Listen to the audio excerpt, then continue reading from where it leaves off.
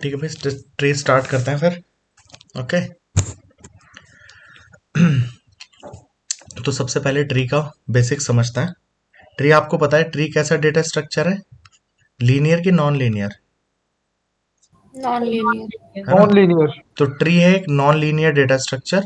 और प्रिमिटिव है कि नॉन प्रिमिटिव है? Non primitive. है ना? Non primitive. तो ट्री एक non primitive non linear data structure है। ये गौरव, तूने किसके नाम से ज्वाइन कर रखा है? सौरभ के? हाँ जी सर, हाँ जी। मौज आ गई आज तो तेरी भाई, तेरी आवाज आज क्लियर आ रही है, मुबारक हो तुझे। Thank you sir. चलो ठीक फाइव है। जी यूज कर लिया सर इसने। हाँ, कुछ तो कर लिया इसने भाई। ठीक है, ट्री क्या है? Non primitive non linear data structure है। तो ये बात तो क्लियर है। नॉन प्रिमिटिव मतलब सब पार्ट में ब्रेक कर सकते हैं, क्योंकि ट्री में पता है आपको बहुत सारे नोड्स होते हैं। नॉन लीनियर क्योंकि मेमोरी में कंसेक्यूटिव स्टोर नहीं होता, है ना? ये अब आप समझ जाएंगे, इसकी मेमोरी रिप्रेजेंटेशन वगैरह हम पढ़ेंगे तो आप समझ जाएंगे कि लीनियर नहीं स्टोर होता, और ना ही हम इसको लीनियरली एक्सेस कर पाते हैं। ठीक, चलिए। इसके अलावा ट्री की कुछ बेसिक टर्मिनोलॉजी जल्दी खत्म करना तो उसके हिसाब से देखेंगे। कुछ चीजें लिखी हुई रखी हैं जिससे आप अंडरस्टैंड कर पाएंगे, लिखने में समय ना लगे। तो देखो बच्चों, मान लीजिए एक ट्री बना रखा है हमने। ठीक है, ए बी सी, ये एक जनरल ट्री है। जनरली जो हम पेपर में पढ़ेंगे, पेपर के पर्सपेक्टिव से बाइनरी ट्री इंपॉर्टेंट है। बट बाइनरी ट्री किसको बोलेंगे वो आगे समझेंगे, पहले ट्री समझ लेते हैं। ट्री में जैसे जहां से ट्री स्टार्ट हो रहा है इसको क्या बोलते हैं? Root node. क्या बोलते हैं? Root node.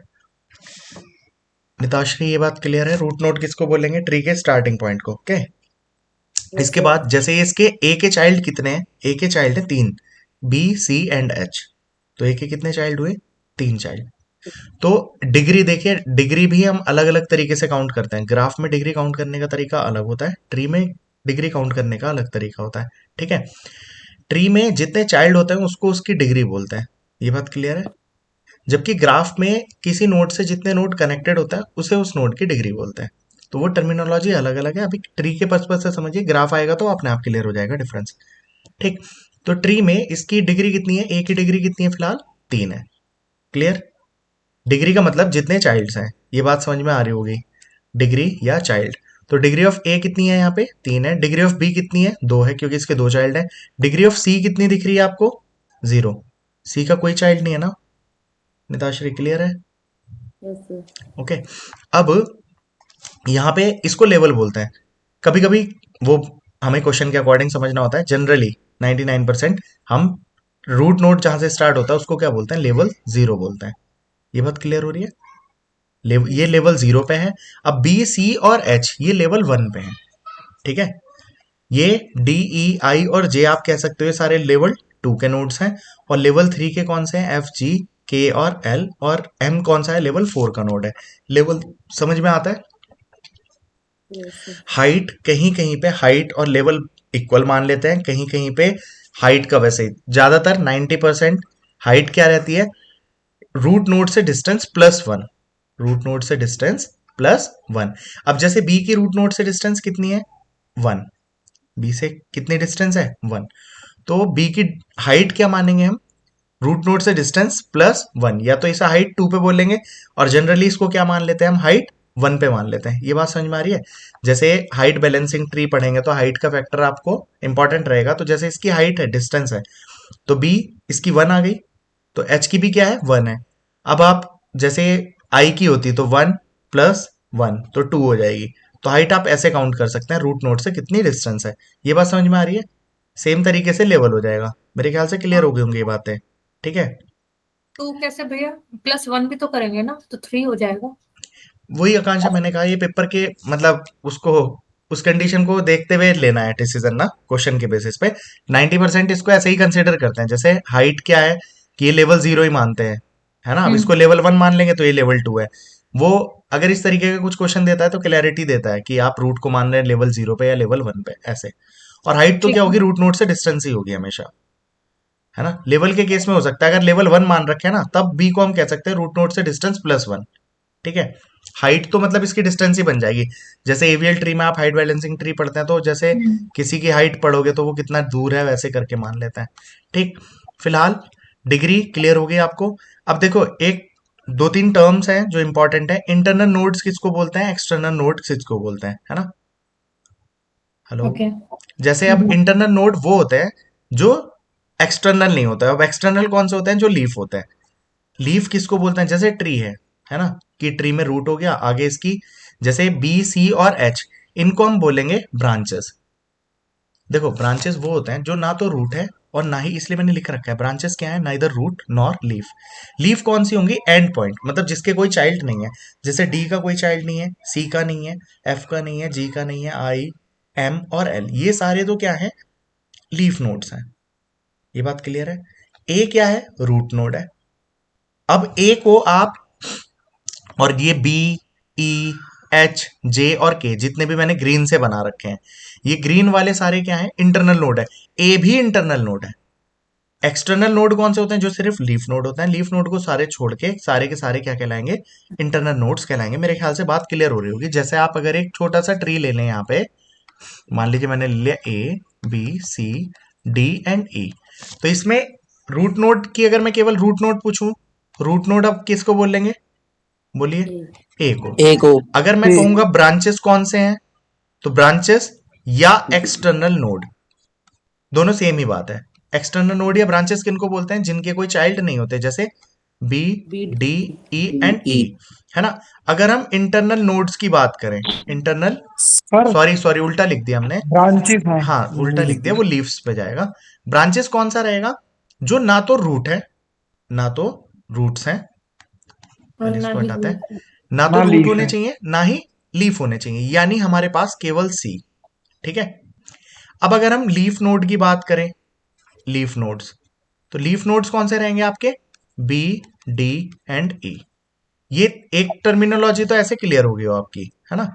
दूसरी टर्मिनोलॉजी, अगर इंटरनल नोड्स पूछे, इंटरनल नोड्स कौन से हैं, और एक्सटर्नल नोड्स पूछ ले, ठीक है, तो इंटरनल नोड्स कौन से रहेंगे?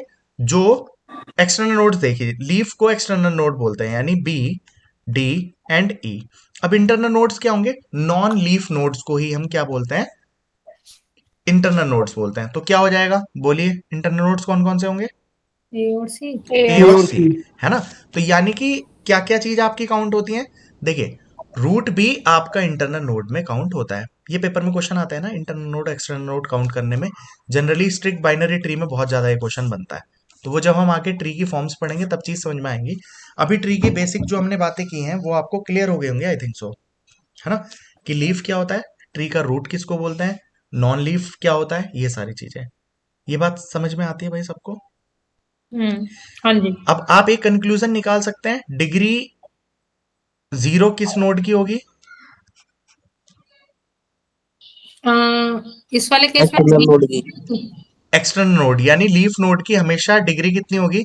0 होगी। एक डेफिनेशन आप ये भी दे सकते हैं लीफ नोड की, which is a node which is having degree 0 is called leaf node. समझ में आती है ऐसा भी, है ना। तो हमें क्वेश्चन का मतलब हर पर्सपेक्टिव से पता होना चाहिए। कभी कभी ऐसा है, आजकल ये ट्रू फॉल्स वाले क्वेश्चन भी बहुत ज्यादा बनने लग गए हैं कि which one of the following is incorrect about tree और समथिंग, तो वहां पे वो क्वेश्चन देके पूछ सकता है। ये बात समझ में आ गई। ये ग्राफ के लिए बना रखा था हमने। ग्राफ में जनरली डिग्री काउंट करते हैं, तो डिग्री ऐसे काउंट करते हैं किसकी क्या है। जैसे ए की डिग्री कितनी है? 2 है। एम की डिग्री कितनी है? 1 है, क्योंकि एम एटलीस्ट ए से तो कनेक्टेड है, तो जितनों से कनेक्टेड होता है। अब जैसे बी की डिग्री 3 होगी, ए से कनेक्टेड है, डी से है और ई से है। तो ग्राफ इसलिए समझाया था डिग्री का केस समझाने के लिए। अभी इसको यहां से हटा देता हूं, ठीक है। यार रहने देते, चलो अब तो हट गया हूं। चलिए ठीक है। अब देखिए, हमने यहाँ पे जनरल ट्री की बात कर ली, ट्री के बेसिक्स की बात कर ली। अब हमें थ्रू आउट जो पढ़ना है और क्वेश्चन जिस पे बनता है वो होता है बाइनरी ट्री। तो पहले आपको समझना है कि बाइनरी ट्री क्या होता है, ठीक है। तो बाइनरी ट्री क्या होता है? बाइनरी ट्री में आपके पास ऑल एटमोस्ट, मतलब ज्यादा से ज्यादा 2 चाइल्ड होंगे। यानी कि हम हर नोड की डिग्री की बात करें तो या तो डिग्री 0 वाले होंगे, या 1 वाले होंगे, या 2 वाले होंगे। ये बात समझ में आती है भाई सबको? बाइनरी ट्री, अभी हमने जनरल ट्री की बात की थी, अभी बाइनरी की बात कर रहा है। बाइनरी मतलब डिग्री 2 वाले। टर्नरी ट्री 3 वाले होते। पेपर में हमें थ्रू आउट बाइनरी ट्री ही पढ़ना है, तो जितने तरीके के हम ट्रीज समझेंगे वो सारे बाइनरी ट्री होंगे। ये बात बच्चों समझ में आती है? आगे चलें इस बात से, ठीक है। अब यहाँ पे आप देखिए, बाइनरी ट्री मैंने बना रखा है। अब ये बाइनरी ट्री है क्यों? आप किसी भी रूट नोड की देख लीजिए, डिग्री 2 या 2 से कम है। ए की डिग्री 2 है, बी की भी 2 है, सी की 1 है, ई की 2 है, एच की 2 है, F G I D J इन सब की 0 है। इंटरनल नोड्स अगर इसके पूछता, एक्सटर्नल नोड्स कौन से, लीफ नोड यानी डी एफ जी आई और जे होते।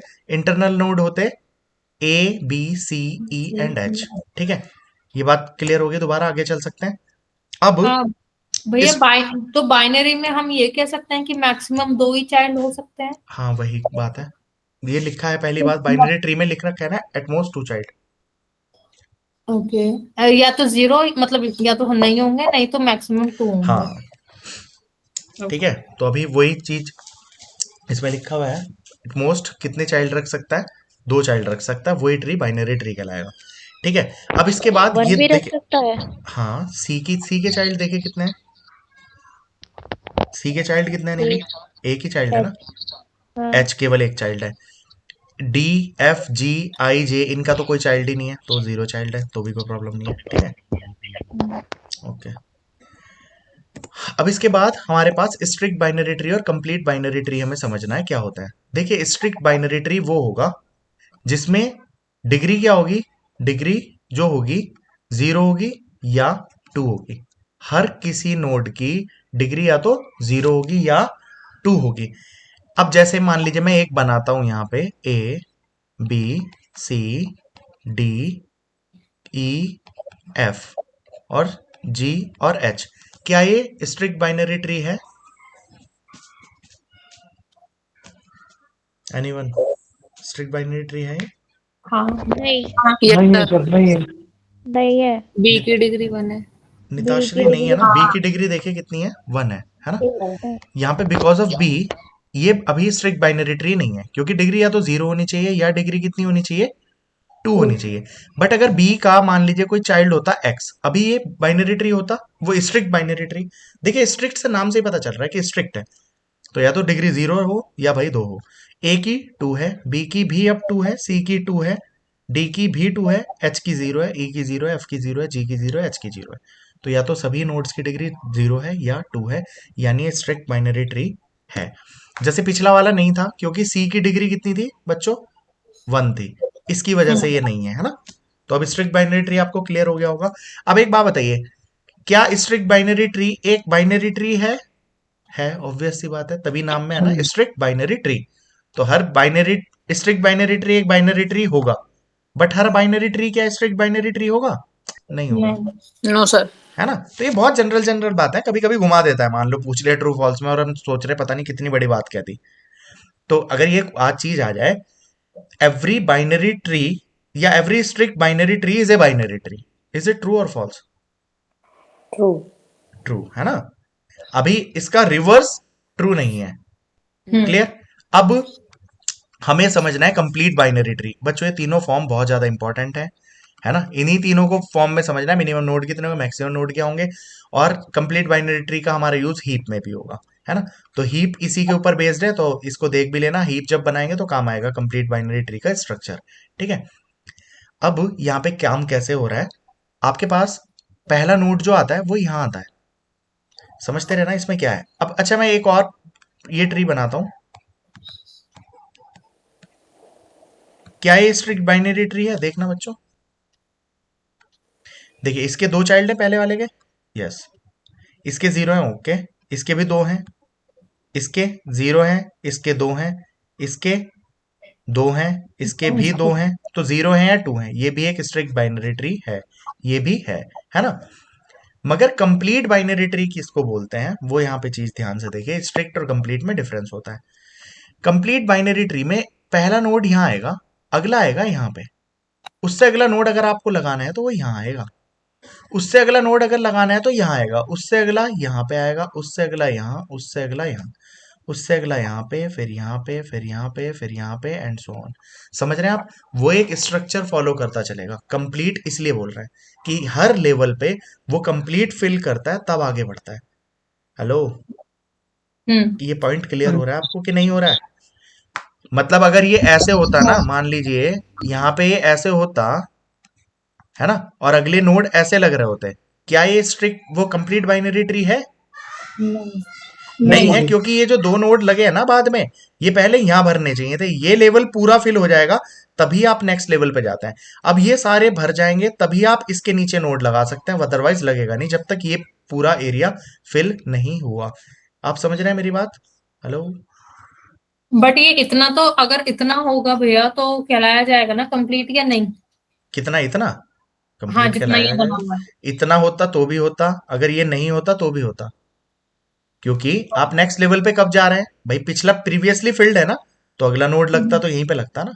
इससे अगला आएगा, यहाँ पे लगेगा, अब भी कंप्लीट है, अब भी कंप्लीट है। अगर मैं ऐसे लगा दूं अभी कंप्लीट नहीं है, क्यों? ये वाला नोड यहां नहीं लगना चाहिए था, पहले यहां लगना चाहिए था। समझ में आ रही है निताश्री, निवी? ये बात क्लियर है? नोड तब तक आगे नहीं जाएगा जब तक उसका प्रीवियस पार्ट फिल नहीं है। समझ गए आप मेरी बात?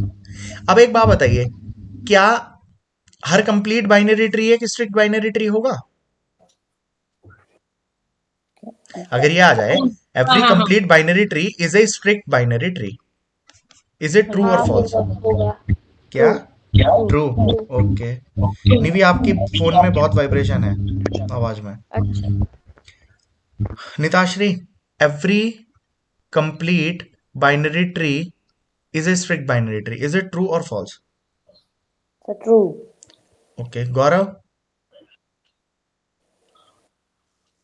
सर ट्रू होगा सर। ओके, सर फॉल्स होगा। फॉल्स होगा सर। ठीक सर है। फॉल्स होगा सर, सिंगल भी आ सकता है इसमें। अब एक बात बताओ, अगर ये होता, क्या ये strict binary complete binary tree है? पहला नोड यहाँ था, अगला यहाँ, अगला यहाँ, अगला तो यहीं पे आएगा, है या नहीं है? क्या ये स्ट्रिक्ट है? सर ये स्ट्रिक्ट बाइनरी ट्री नहीं है ना सर। नहीं है। हाँ, तो इसलिए कह रहा हूँ दिस इज फॉल्स। तो बात थोड़ी ध्यान से करनी है वहां पे, जब चीज आए थोड़ा दिमाग का चला के देखना है। जब आप ट्री पढ़ेंगे, आज मैं मतलब ट्री के बेसिक्स, ट्री ट्रेवर्सल, ट्री से ट्री बनाना, ये सारी चीज मिनिमम मैक्सिमम नोट क्लास मतलब 7 बजे तक चलेगी। 7 बजे ध्यान दिला देना, तब तक माइट भी ये सारी चीजें कंप्लीट हो जाएंगी, है ना। फिर इसके बाद जो इसके फॉर्म्स हैं, कि जैसे हम बाइनरी सर्च ट्री पढ़ेंगे, है ना, फिर एवीएल ट्री पढ़ेंगे और बी ट्री पढ़ेंगे और हीप पढ़ेंगे। ये पढ़ेंगे कल, कल की शाम में ये सारे क्लास खत्म हो जाएगा। तो मतलब पूरे का पूरा, और मतलब जैसे एरे के बाद सबसे इंपॉर्टेंट टॉपिक है तो वो ट्री है। बाकी सब में से छुटकर मुटकर चीज आती है। 80% क्वेश्चन जो आएंगे ना, वो एरे और ट्री में से मिलके आता है। ठीक है, चलो अब यहां पे आ जाइए आप। तो ट्री एटलीस्ट 2 क्लासेस लेगा, बट आज ये करने के बाद इसको प्रैक्टिस, दिक्कत गड़बड़ वो बच्चा करता है जो आज कर लिया और इस चीज को करके नहीं देखेगा। समझ रहे हो? तो अभी का भी निपटाना है उसको, और जैसे मैं बता रहा हूं उस तरीके से ही करना है। आपकी हेल्प के लिए मैं डाल भी दूंगा वीडियो भी। Every complete binary tree is a strict binary tree, it is false. ये थोड़ा करते करते चीजें अपने आप क्लियर हो जाएंगी जब आप बनाओगे और इसकी बहुत सारी फॉर्म्स बनाओगे। अभी भी ये कंप्लीट बाइनरी ट्री है। मेरे ख्याल से क्लियर हो गया होगा, इनफ डिस्कशन हो गया। ठीक है, कंप्लीट बाइनरी ट्री क्या है, स्ट्रिक्ट क्या और नॉर्मल बाइनरी ट्री क्या है। तो देखो, बाइनरी ट्री तो ये सारे ही हैं। तो अगर कह दे every complete binary tree is a binary tree, true, ये तो है ही बात। बट अगर कह दे every binary tree is a strict binary tree, वो ये कंप्लीट बाइनरी ट्री नहीं है। हेलो? क्योंकि हाँ जी। जरूरी थोड़ी है binary tree strict binary complete हो गई या स्ट्रिक्ट हो गई, तो वो चीज देख के पता चलती है। अब मुझे एक बार यहाँ पे बताना, ये स्ट्रिक्ट हो गया, देखो ये सारे के सारे स्ट्रिक्ट बाइनरी ट्री हैं, दिख रहे हैं सारे? हेलो? हाँ जी। और यहाँ पे एक फॉर्मूला, जो भी स्ट्रिक्ट बाइनरी ट्री होगा बच्चों, जैसा मर्जी बना लो, जैसा मर्जी, है ना। जैसे मैं एक छोटा सा ले लूं यहाँ पे, है ना, ये क्वेश्चन बनाना है आपको, समझाना है। मैं एक छोटा सा बना लेता हूँ। क्या ये कंप्लीट बाइनरी ट्री है, वो सॉरी स्ट्रिक्ट है? हेलो? Yes sir. आप कैसा मर्जी बनाते रहिए। अभी आप इसमें अच्छा काउंट करके देखिए, देखिए हमारे पास एक्सटर्नल नोड जितने भी होंगे ना, वो इंटरनल नोड +1 होंगे। ये फॉर्मूला दो तरीके से दे देता है। अगर ये फॉर्मूला ऐसे बोल दो, internal node equals to external node -1, तब भी तो एक ही बात है। तो ये रटने की चीज नहीं होती कि प्लस है या माइनस है, आपको ये भी देखना है। आप खुद देख लो ना, यहाँ पे देखो एक छोटा सा बना लिया हमने। तो फॉर्मूला क्या बनेगा? एक्सटर्नल नोड बराबर आप इंटरनल नोड +1 लिख सकते हो या नहीं निताश्रय? Yes sir. अभी इंटरनल नोड कितने हैं इसमें? 1, और एक्सटर्नल कितने हैं? 2। रख के देख लो, 1 + 1 कितना आएगा? 2। एक्सटर्नल नोड की वैल्यू आ गई। या आप यहां पे रख दीजिए 2 - 1, इंटरनल नोड की वैल्यू आ जाएगी। अगर मैं यहां पे बढ़ा दूं, अभी भी है ये, अभी ये स्ट्रिक्ट बाइनरी ट्री है। Yes. इंटरनल नोड कितने हैं इसमें? 2, तो एक्सटर्नल कितने होंगे? 2 + 1 यानी 3। कभी भी कैसे भी काउंट कर लीजिए आप यहाँ पे देखिए, ये आपका एक्सटर्नल है, ये एक्सटर्नल है, एक्सटर्नल एक्सटर्नल एक्सटर्नल, कितने एक्सटर्नल हो गए? 5। तो 5 - 1 कर दो, इंटरनल आ जाएंगे 1 2 3 एंड 4। मेरे ख्याल से क्लियर हो गई होगी बात। यहाँ पे सारे ये स्ट्रिक्ट बाइनरी ट्री बना के दिखा रखे हैं, यहाँ पे ये फॉर्मूला जस्टिफाई करके दिखा रखा है। मेरे ख्याल से क्लियर हो जाएगी ये बात, है ना? Yes sir. अभी है ना, यहाँ पे एक चीज चेक करिए आप, क्या ये स्ट्रिक्ट बाइनरी ट्री है? अभी यहाँ पे लगाना पड़ेगा m, तब बनेगा। सेकंड वाला स्ट्रिक्ट सेकंड वाला भी नहीं है ये, एक्चुअली मैंने जब ये बनाए होंगे ना, मतलब वो चेक करवाए थे कौन सा कंप्लीट है, कौन सा स्ट्रिक्ट है, कौन सा क्या है, कौन सा क्या है, वो चेक करवाए थे जब पहले करवाए होंगे। अभी ये सेकंड वाला भी नहीं है, यहाँ पे जोड़ लीजिए कुछ भी x, ठीक है। और ये बाकी सारे हैं, अभी सारे के सारे पूरे स्ट्रिक्ट बाइनरी ट्री हैं, आप काउंट भी करके देख लीजिए, वरना फॉर्मूला भी गड़बड़ होता ना। अभी ये भी नहीं है, अभी यहाँ पे भी एक और जुड़ेगा, है ना, j, अब पूरा बन जाएगा बात, ठीक है। देखिए 1 2 3 एंड 4, तो एक्सटर्नल है 1 2 3 4 एंड 5 हमेशा, अदरवाइज देखो बैठ ही नहीं रहा था हमारा। क्लियर हो रही है बच्चों? अभी सारे के सारे हैं, अभी सारे स्ट्रिक्ट बाइनरी ट्री हैं, ओके। ये हो गया फॉर्मूला, ये समझ में आ गया। कंप्लीट बाइनरी ट्री, अच्छा अब यहाँ पे पहले एक बार चेक कर लेते हैं कंप्लीट बाइनरी ट्री, फिर वो क्वेश्चन वाला बात बताऊंगा इसमें कैसा क्वेश्चन बन जाता है। कंप्लीट बाइनरी ट्री, इससे पहले वाले को बताओ, ये कंप्लीट है? कंप्लीट बाइनरी ट्री है क्या पहला? हाँ, स्ट्रिक्ट हाँ जी, बाइनरी सर। ट्री है? स्ट्रिक्ट नहीं है। नहीं। स्ट्रिक्ट नहीं है, इसकी वजह से, है ना, तो समझ सकते हाँ। होंगे आप। सेकंड वाला चेक करिए, कंप्लीट है? नहीं सर। नहीं। नहीं है। कंप्लीट नहीं है, क्यों? क्योंकि पहले यहां भरने चाहिए थे। स्ट्रिक्ट है? हाँ। Yes sir. हाँ जी, स्ट्रिक्ट है, हाँ जी, हाँ ठीक है। इसके बाद यहाँ पे चेक करिए, ये वाला कंप्लीट बाइनरी ट्री है? यस हाँ। सर। Strict sir. है? हाँ हाँ है। तो दोनों है, ठीक है। अगला वाला कंप्लीट बाइनरी ट्री है? नहीं। नहीं है, नहीं। क्योंकि यहां भरने चाहिए थे पहले, है ना। और स्ट्रिक्ट है? Yes, yes sir. है ना। अब इसमें आप अपना स्ट्रिक्ट, जो भी स्ट्रिक्ट है ना, जो भी स्ट्रिक्ट बाइनरी ट्री है, जैसे कि ये वाला है, ये वाला है, ये वाला है, आप इन पे अपना इंटरनल एक्सटर्नल नोड का फॉर्मूला भी चेक कर सकते हो। इसमें काउंट करना बच्चों कितने हैं, इंटरनल नोड्स कितने हैं, देखिए इसमें 1 2 3 4 एंड 5, है ना। एक्सटर्नल चेक कर लीजिए, 1 2 3 4 5 6, हमेशा +1 होंगे। ये फॉर्मूला बहुत ज्यादा इंपॉर्टेंट है आपके डेटा प्लस बी पर्पज के लिए, वेरी इंपॉर्टेंट, ठीक है। क्लियर हो गई बात? बाकी तो ट्री पहचानने की बात है, ऐसा क्वेश्चन भी बन सकता है। बाकी स्ट्रिक्ट और कंप्लीट आपको क्लियर हो गए होंगे। थोड़ा बहुत घुमा के ऐसा क्वेश्चन पूछ सकता है, कैसा कि हमारे पास इतने हैं तो क्या होगा और इतने हैं तो क्या होगा। एक इसका क्वेश्चन बनता है मिनिमम मैक्सिमम नोड का, वो जब वो क्वेश्चन करेंगे तभी समझ लेंगे। स्लाइड को हटा देता हूँ अभी यहाँ से। भैया ये जो आपने इंटरनल और एक्सटर्नल वाला बताया है नोड का काउंट करने का, ये सिर्फ मतलब ये जनरल फॉर्मूला है सारे उसके लिए या फिर स्ट्रिक्ट के लिए है खाली? स्ट्रिक्ट के लिए है, तभी यहाँ पे बताया। जनरल होता तो सबके लिए बोल देता, स्ट्रिक्ट में ही लगेगा और कहीं नहीं लगेगा। ठीक। आप यहाँ पे चेक कर लीजिए, इसमें ये एक बाइनरी ट्री है हाँ। क्या ये हाँ। स्ट्रिक्ट है? ये एक बाइनरी ट्री है, स्ट्रिक्ट बाइनरी ट्री नहीं है, नहीं। कंप्लीट बाइनरी ट्री नहीं है। नहीं। अब इस पे फॉर्मूला अप्लाई करना है। इंटरनल नोड कितने हैं इसमें? 1 2 एंड 3, एक्सटर्नल कितने हैं? 1। 1। हाँ। तो फॉर्मूला कुछ भी नहीं बनेगा ना, तो वो किसी और के ऊपर नहीं लगेगा, स्ट्रिक्ट पे ही लगेगा, इसलिए बता रहा हूँ, ठीक है। क्लियर है भाई ये बच्चों बात? Yes, sir. हाँ जी, बस सर। इसको हटा देता है यहाँ से, कंफ्यूज करेगा वरना। अब हमें ट्री ट्रेवर्सल पढ़नी है। अब जैसे ये वाला ट्री की बात करें बच्चों, ये वाला ट्री कभी कभी फुल बाइनरी ट्री दे देता है। फुल बाइनरी ट्री का मतलब क्या होगा? जो पूरा पैक्ड है, लेवल भी पूरा है, चीज भी पूरी है ना। तो एक फुल बाइनरी ट्री को आप बाइनरी ट्री भी बोल सकते हैं, कंप्लीट बाइनरी ट्री भी बोल सकते हैं, स्ट्रिक्ट भी बोल सकते हैं, और फुल तो ये है ही। Hello, okay. फुल का मतलब होगा जब पूरा कंप्लीट फिल है, पूरे लेवल पे भी पूरी चीज पे भी। बट स्ट्रिक्ट बाइनरी ट्री का मतलब ये नहीं होता कि फुल है, या complete binary tree doesn't mean कि फुल है। अगर ये नोड नहीं भी होता बच्चों, तब भी ये कंप्लीट बाइनरी ट्री तो होता, मगर फुल तो नहीं बोल सकते ना इसको। तो every full binary tree is strict binary tree या कंप्लीट या बाइनरी ट्री। बट आप ऐसा नहीं कह सकते कि every binary tree is a full binary tree, या every complete binary tree is a full binary tree, या every strict binary tree is a full binary tree. वो सब फॉल्स होंगे, और फुल बाइनरी ट्री से ये चारों चीजें ट्रू होंगी। समझ में आ गई नहीं? Yes sir. निताश्री क्लियर है ये बात? Yes, sir. गौरव क्लियर? आकांक्षा? हाँ जी। आशु? हाँ जी सर। आशु? हाँ सर क्लियर है। ओके।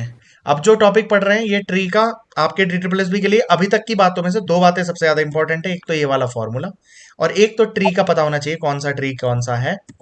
ये ट्रू फॉल्स वाले क्वेश्चन कम चांसेस हैं, but tree traversal is very very important. ठीक है, तो ये चीज इंपॉर्टेंट है, समझ लीजिए। ये छोटी मोटी बातें यहाँ पे लिख रखी है, पढ़ लेना खुद से। ट्री ट्रेवर्सल, अब ट्रेवर्सल का मतलब क्या होता है? जैसे एरे में ट्रेवर्सल करते हैं तो उसका मतलब क्या होता है? पूरे एरे को विजिट करना। अब ट्री हमने बना रखा है ABCD की फॉर्म में, ऐसा कुछ है ना। अब इसको ट्रेवर्स करना है तो कैसे पढ़ूं, मतलब कैसे इसको एक सीक्वेंस में लिखूं? तो इसके लिखने के 3 तरीके हैं। कौन कौन से तरीके हैं? Pre order traversal, in order traversal या पोस्ट ऑर्डर ट्रेवर्सल। एक और तरीका होता है लेवल ऑर्डर ट्रेवर्सल, वो क्यू की हेल्प से करते हैं। इस पे क्वेश्चन बहुत ज्यादा बन जाता है, बट जब वो करेंगे तब देख लेंगे। ठीक है, ओके। तो फिलहाल हमें समझना है प्री ऑर्डर, इन ऑर्डर और पोस्ट ऑर्डर।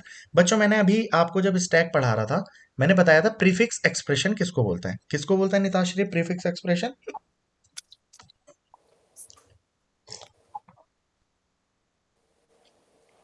आकांक्षा? प्रीफिक्स में जिसमें जो ऑपरेंड्स होते हैं वो ऑपरेटर से पहले होते हैं। ऑपरेंड्स पहले होता है? अच्छा, हाँ सॉरी, मतलब बाद में होते हैं। ऐसे अगर एग्जांपल में बताऊं तो प्लस AB प्री प्लस ए मतलब बी। हाँ, तो जब मैंने आपको याद करना बताया था, समझना, A प्लस बी सी हाँ। Equals to A plus B, इस चीज को बोलते हैं एक्सप्रेशन। एक्सप्रेशन की हम्म। डेफिनेशन कोई मांगे तो बहुत छोटी सी भी बोल सकते हो आप ऐसे। ये क्या है? ऑपरेटर्स। ये क्या है? सारे ऑपरेंड्स। हाँ, तो ये ऑपरेंड्स थोड़ा- connected with operators is known as hmm. Expression, ऐसे बोल हम्म। सकते हैं। ठीक, अब ये एक्सप्रेशन आप 3 तरीके से लिख सकते हैं, है ना। Prefix, infix, postfix. प्रीफिक्स मतलब जब पहले ऑपरेटर जो है वो ऑपरेंड से पहले आता है। ऑपरेटर के अराउंड चीजें घूम रही हैं। A प्लस बी अगर आप बोल रहे हैं तो ऑपरेटर ऑपरेंड्स के बीच में है, और AB प्लस ऑपरेटर ऑपरेंड्स के बाद में आता है। ठीक है, निताश्री बात क्लियर है क्या? Yes, ये sir. प्रीफिक्स, ये इनफिक्स, ये पोस्टफिक्स किसके अराउंड चल रहा है? ऑपरेटर के। ऑपरेटर पहले है ऑपरेंड से तो प्रीफिक्स, बीच में है तो इनफिक्स, बाद में है तो पोस्टफिक्स। सेम प्री, अब ट्रेवर्सल करनी है आपको। प्री ऑर्डर ट्रेवर्सल में आप सबसे पहले लिखेंगे रूट, किसी भी चीज का रूट लिखेंगे, फिर उसका लेफ्ट लिखेंगे, फिर उसका राइट लिखेंगे। ये बात क्लियर हो रही है? हेलो, ओके, ठीक ओके। है भैया। जब आप इन ऑर्डर ट्रेवर्सल करेंगे तो पहले आप लेफ्ट लिखेंगे, फिर आप उसका रूट लिखेंगे, फिर आप उसका राइट लिखेंगे। ये उसका का मतलब है हर नोड के लिए हम ये चीज अप्लाई करेंगे। कभी भी हम पोस्ट ऑर्डर ट्रेवर्सल करेंगे तो for each root we visit first will write left, then will write right, then will write root. तो आप देख सकते हैं प्री ऑर्डर में रूट पहले आएगा, इन ऑर्डर में रूट बीच में आएगा, पोस्ट ऑर्डर में पहले लेफ्ट राइट आएंगे, फिर रूट आएगा। ये बात क्लियर है क्या इतनी? बाकी आपकी समझने के लिए थोड़ा वैसे भी लिखा हुआ है। इतनी बात आपको क्लियर है तो हम ट्री ट्रेवर्सल करते हैं। निताश्री क्लियर है क्या? Yes, sir. ट्री ट्रेवर्सल करना आता है निताश्री? हाँ सर. आकांक्षा? कोई ऐसा यहाँ पे मौजूद जिसको नहीं आता हो? चलो पहले मैं एक करा देता हूँ, फिर आपसे करवाता हूँ एक आध। पहले आप कर लो, ठीक है। मैंने यहाँ एक छोटा सा बना देता हूँ मैं, इसको मैंने एक छोटा सा बना लिया है यहाँ पे। ठीक, एक करके देखते हैं। इसका प्री इन पोस्ट लिखना है। प्री ऑर्डर ट्रेवर्सल बहुत ज्यादा इजी है, शुरू में ज्यादा होशियार मत बनना कि तेजी से करो, है ना।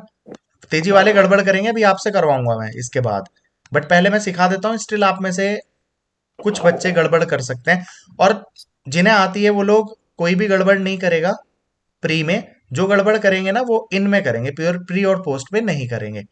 तो पहली बात ये, आप आराम आराम से करें तो गड़बड़ ना ही हो तो बेहतर है। जैसे सिखा रहा हूं उस तरीके से करिए कुछ टाइम, और पेपर में एक आधी क्वेश्चन आता है, 20 क्वेश्चन नहीं आता कि जल्दीबाजी करनी है। ठीक, प्री ऑर्डर ट्रेवर्सल के लिए आपको क्या करना है? सबसे पहले आप रूट से स्टार्ट करेंगे, और प्री ऑर्डर ट्रेवर्सल क्या कहता है? पहले रूट को ही लिख लो।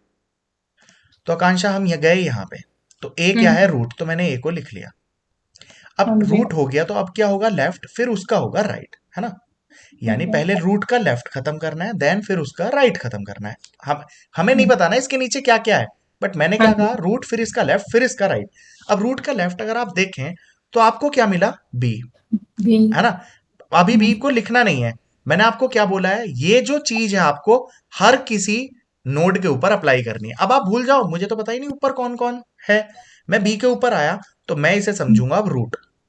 क्या ठीक है। समझूंगा? रूट। हम्म। तो इसके ऊपर दोबारा पीरियोडिक ट्रावर्सल अप्लाई करूंगा, यानी पहले रूट, अब रूट तो ये खुद है बी, तो यानी इसको चला सकता हूं। फिर इसका करना है मुझे लेफ्ट, अब लेफ्ट पे चले गए, अब डी को आप समझो एज ए रूट, ठीक है। अब डी को रूट समझते तो इसके लेफ्ट में तो कुछ है ही नहीं, या तो आप देख के कर रहे हो तो ऐसा कर लीजिए, है ना। अदरवाइज आप ऐसा भी कर सकते थे कि इसका रूट हो गया, अब इसका लेफ्ट, लेफ्ट आगे कुछ है नहीं तो लेफ्ट कर सकते हैं, फिर आप राइट कर सकते हैं। बट करने का सही तरीका क्या है, मान लीजिए डी के राइट में भी कुछ होता, एम होता, तो पहले आप इसके ऊपर पहुंचते तो आप क्या करते, पहले रूट करते, फिर इसका लेफ्ट करते, फिर इसका राइट करते। इन ऑर्डर में बात बदल जाती ना, पहले क्या करते हम, रूट नहीं करते, पहले लेफ्ट करते, फिर रूट करते, फिर राइट करते। अभी देखेंगे कैसे काम करेंगे, जल्दी वालों से करवा के देखेंगे। चलो पहले अब यहाँ पे आ गए, मेरे ख्याल से इतनी बात अभी तक क्लियर हो रही होगी। जब 1 2 3 4 बार प्रैक्टिस कर लोगे ना, फिर ये मतलब देख के भी लिख सकते हो। जैसे मान लो अभी मैं इसको लिख सकता हूं ऐसे कि इसकी पीरियोडिक ट्रावर्सल ये आ जाएगी, है ना। इन ऑर्डर हम इसकी लिख सकते हैं डी बी ई ए, देन क्या आएगी बच्चों, सी आई एच एंड जे, तो ऐसे करके लिख सकते हैं। बट उसका काम करना नहीं है हमें, शुरू में हम सीख रहे हैं हमें कैसे करना है। पहले हम गए रूट पे, रूट लिख लिया, क्योंकि पीरियोडिक ट्रावर्सल कहता है पहले रूट कर लो, फिर उसका लेफ्ट करना है। लेफ्ट को आप रूट समझिए, फिर इसके ऊपर दोबारा अप्लाई करिए। तो क्या कहता है कि पहले रूट करो, यानी बी कर लिया, फिर करना है लेफ्ट, यानी कि आप करेंगे डी, देन करेंगे राइट, यानी कि ई। अब देखिए आप, रूट हो चुका है, रूट का पूरा लेफ्ट भी हो चुका होगा, आपको दिखेगा, है ना।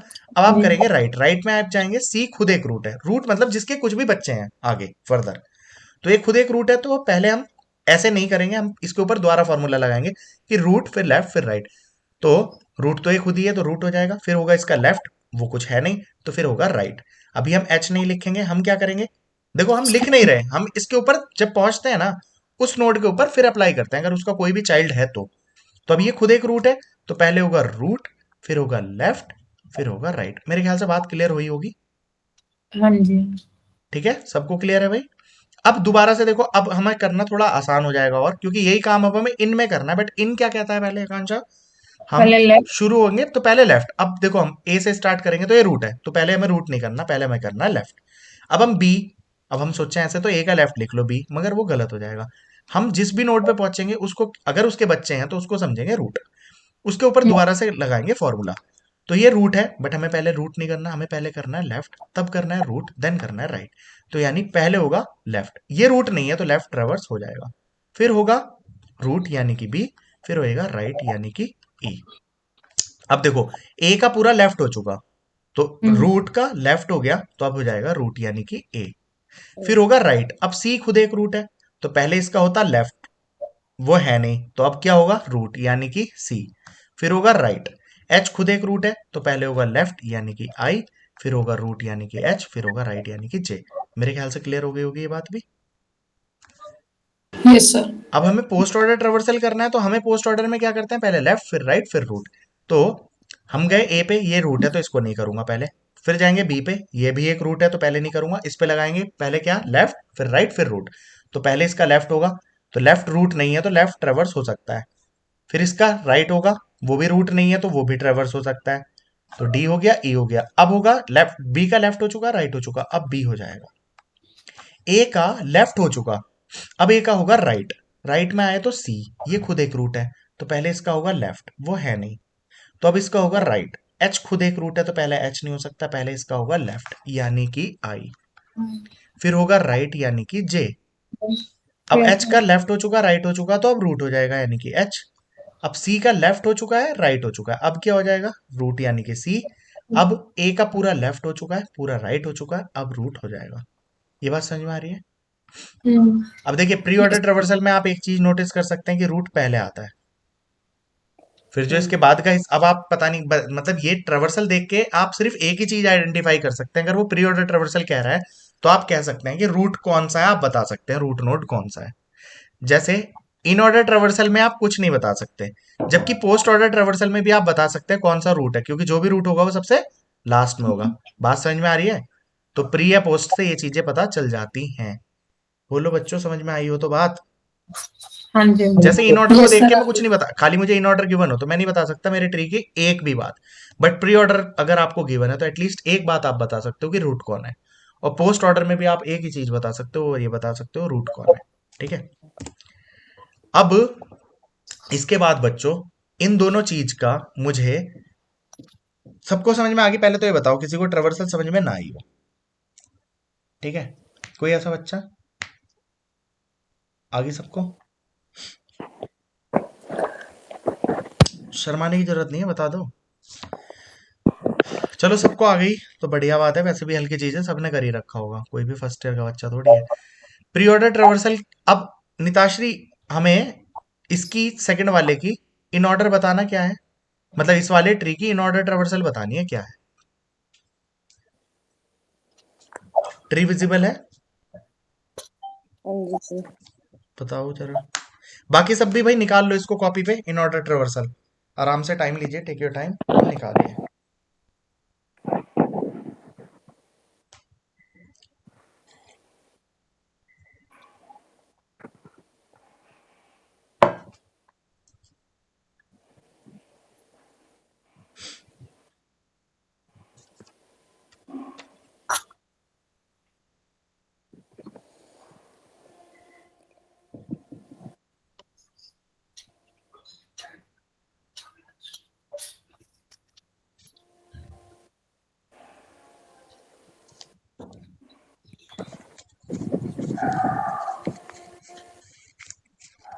किसी की निकल गई हो तो बता दो भाई। DM BE D M A B A A A A P PR अरे एक बार C में एक Q ही जना बोल लो। PRCQ। P R C Q किसकी है ये? अब किसकी मानूं इसको मैं? सर इन ऑर्डर किसकी? सर। अरे मत, ओहो, मतलब किसने बताई है? सबकी यही है क्या? हाँ हाँ सर। हाँ यही। सर। हाँ जी सर। सबकी यही है, चलो तो बढ़िया है। और आप इसे जल्दीबाजी में गड़बड़ करोगे ना, तो आप इसमें जो गड़बड़ करोगे वो एम डी करोगे, ठीक है? तो इसलिए जल्दीबाजी नहीं करना है। आप इसको चला के देखेंगे तो देखिए सबसे पहले हो क्या रहा है। इन ऑर्डर करेंगे तो ए रूट है, ए पहले नहीं होगा, पहले आप जाएंगे लेफ्ट पे। बी खुद एक रूट है तो पहले बी नहीं होगा, पहले जाएंगे आप लेफ्ट पे। अब जब आप डी पे पहुंचेंगे तो डी खुद एक रूट है, पहले ये नहीं होगा, पहले इसके लेफ्ट पे जाएंगे, वो है नहीं, तो अब हो जाएगा रूट यानी कि डी, देन होगा राइट यानी कि एम। अब बी का लेफ्ट हो चुका है, अब बी हो जाएगा तो रूट हो गया। अब फिर बी का राइट होगा यानी ई हो जाएगा, तो बी और ई आ गया। अब ए का कंप्लीट लेफ्ट हो चुका है, अब रूट हो जाएगा यानी ए। फिर आप जाएंगे इसके राइट पे, सी खुद एक रूट है तो रूट नहीं होगा, पहले होगा लेफ्ट। अब लेफ्ट में पी खुद एक रूट है तो पहले आप जाएंगे लेफ्ट पे, तो लेफ्ट है नहीं तो अब पी ट्रेवर्स हो जाएगा, फिर होगा आर। अब सी का लेफ्ट हो चुका है तो फिर होगा सी, फिर होगा राइट। तो मेरे ख्याल से ये बात क्लियर हो गई होगी सभी को, है ना? अगर किसी ने कुछ गड़बड़ की होगी तो वो गड़बड़ होने के चांसेस यही हैं, बाकी किसी में चांसेस नहीं है, ठीक है? अब अगर प्री ऑर्डर करनी होती तो बच्चों हम कैसे कर लेते? बहुत आसान है, पहले होगा रूट यानी ए, फिर होगा लेफ्ट। तो ये खुद एक रूट है तो पहले हो जाएगा D रूट, फिर होगा लेफ्ट। फिर लेफ्ट में डी खुद एक रूट है तो पहले हो जाएगा रूट, फिर होगा D इसका लेफ्ट, वो है नहीं, फिर होगा राइट यानी कि एम। बी का बी रूट हो चुका है, लेफ्ट हो चुका है, बी का हो जाएगा राइट यानी कि ई। अब रूट हो चुका है ए, और ए का राइट लेफ्ट हो चुका है, अब ए का राइट, राइट में सी खुद एक रूट है तो पहले होगा रूट, फिर इसका होगा लेफ्ट। पी खुद एक रूट है तो पहले होगा रूट, फिर होगा लेफ्ट, वो है नहीं, फिर होगा राइट यानी कि आर। अब सी की बात करें तो सी का रूट हो चुका है, इसका लेफ्ट हो चुका है, अब सी का हो जाएगा राइट, तो ये पूरा हो गया। अब पोस्ट ऑर्डर की बात करें तो हम जाएंगे ए पे।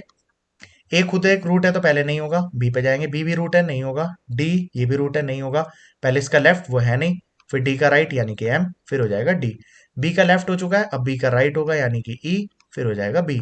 ए का लेफ्ट हो चुका है, अब ए के राइट पे जाएंगे, सी खुद एक रूट है तो पहले नहीं हो सकता, पी पे जाएंगे, पी भी रूट है नहीं हो सकता, अब इसके लेफ्ट पे वो है नहीं, तो अब पी का राइट होगा यानी कि आर। अब पी का लेफ्ट हो चुका है, राइट हो चुका, अब पी हो जाएगा।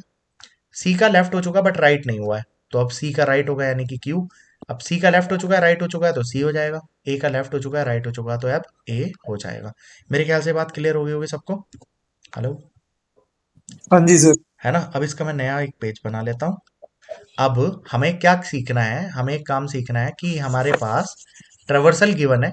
देखो एक तो ये क्वेश्चन भी पिछला जो मैंने बताया ट्री ट्रेवर्सल करना बहुत ज्यादा इंपॉर्टेंट है, वो नहीं आता तो ये वाला आएगा 200%, एक क्वेश्चन इसमें जरूर आएगा। तो यानी आज आप एटलीस्ट एक नंबर तो पक्का कर रहे हो अपने टीजीटी का, 101% एक क्वेश्चन तो आएगा इस बात में से, ठीक है? अब यहाँ पे अब आपको लगे ट्री ट्रेवर्सल यहां से नहीं आएगी, तो बाइनरी सर्च ट्री में भी ट्री ट्रेवर्सल का एक क्वेश्चन बनता है, या तो वो आ जाता है घुमा फिरा के, है ना?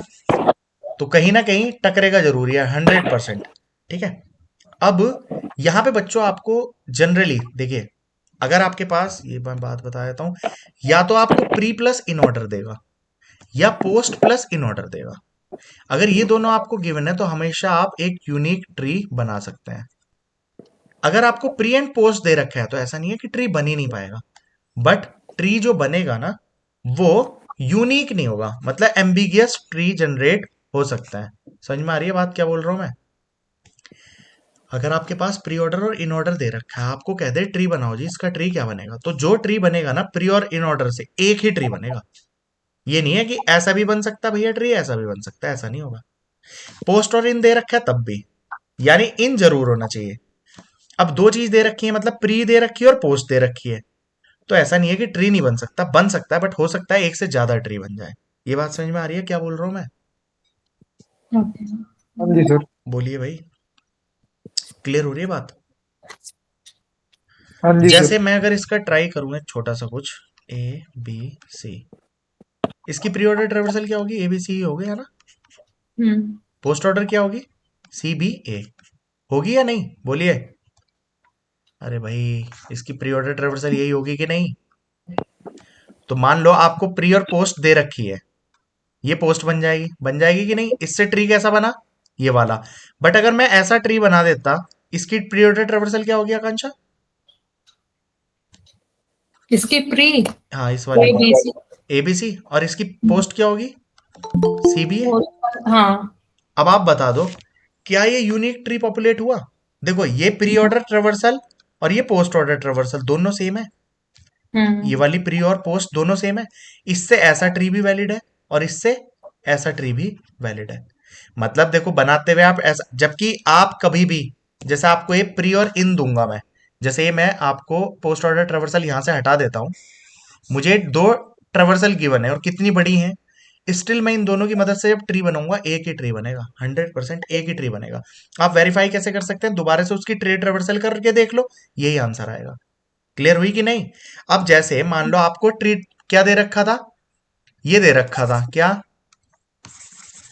ये वाला दे रखा था क्या, ए बी सी और सी बी ए। मान लो इन दोनों की मदद से आपने ट्री बनाया और ये ट्री बन गया, है ना? आप चेक करके देखोगे, अच्छा है, सही है क्या? तो प्री ऑर्डर ट्रेवर्सल इसकी एबीसी आएगी, सही है। पोस्ट ऑर्डर ट्रेवर्सल इसकी ही आएगी, सही बात है। बट कोई ऐसा ना बनाता, मान लो आकांक्षा आपने बनाया ये, बट मान लो इस ये बना ले प्रदीप, इसका ट्री ऐसे बना ले, तो क्या इस ट्री की भी प्री ऑर्डर और पोस्ट ऑर्डर ये नहीं है? तो अभी तो ये मैंने बहुत छोटा एग्जांपल लिया है, तो दो बन गई, समझ रहे हो? अगर आप इससे बड़ा लेते, छोड़ो इसको मैं रहने देता हूं, तो हो सकता है, देखिए आप इसकी भी करके देख लीजिए ना बच्चों, इसकी भी प्री ऑर्डर ट्रेवर्सल क्या आएगी, इसकी भी प्री और पोस्ट क्या आएंगी, यही आएंगी ना, एबीसी और सीबीए। तो ये तो बहुत छोटा एग्जांपल था।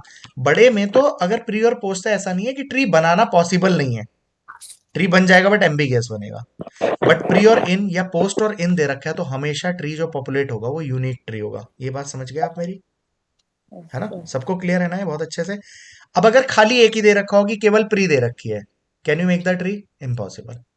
खाली इन दे रखी है, इम्पॉसिबल। खाली पोस्ट दे रखी है, इम्पॉसिबल। ये बात सबको समझ में आ गई कि नहीं?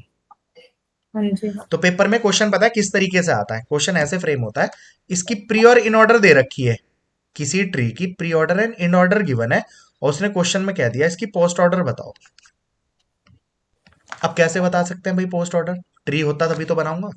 तो आप प्री और इन ऑर्डर से ट्री बना सकते हो, और ट्री बन जाएगा तो पोस्ट ऑर्डर ट्रेवर्सल बता सकते हो।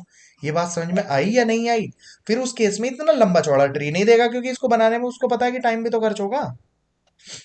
बनाए भाई, अब काम करें, ट्री बना ले। हाँ सर। सबको ये बात समझ में आ गई हो तो? तो क्वेश्चन कैसे फ्रेम होता है इसका? 90% प्री ऑर्डर और इन ऑर्डर गिवन है, पूछ लेगा इसका पोस्ट ऑर्डर क्या होगा। ठीक है, पेपर में ना बच्चों ये वाला क्वेश्चन देके पोस्ट ऑर्डर ट्रेवर्सल या कोई भी ट्रेवर्सल पूछने का क्वेश्चन इतना ज्यादा इंपॉर्टेंट नहीं है जितना ये है। रीजन क्या है? जब क्वेश्चन बनाता है ना, खैर अब तो दोनों ही बराबर है। ऑनलाइन वाला आता है, ऑनलाइन वाले में तो ये फिगर बनानी भी आसान है। पहले ऑफलाइन आते थे पेपर, तो जितनी बड़ी फिगर होगी उतने ज्यादा पेजेस बर्बाद होंगे, समझ रहे हो? तो पहले आप गौर करके देखना, बहुत छोटे टाइप के सटीक क्वेश्चन फ्रेम होते थे, बड़ी बड़ी फिगर्स वाले ऐसे क्वेश्चन फ्रेम नहीं होते थे। तो पहले ये वाला क्वेश्चन ज्यादा आता था, क्यों?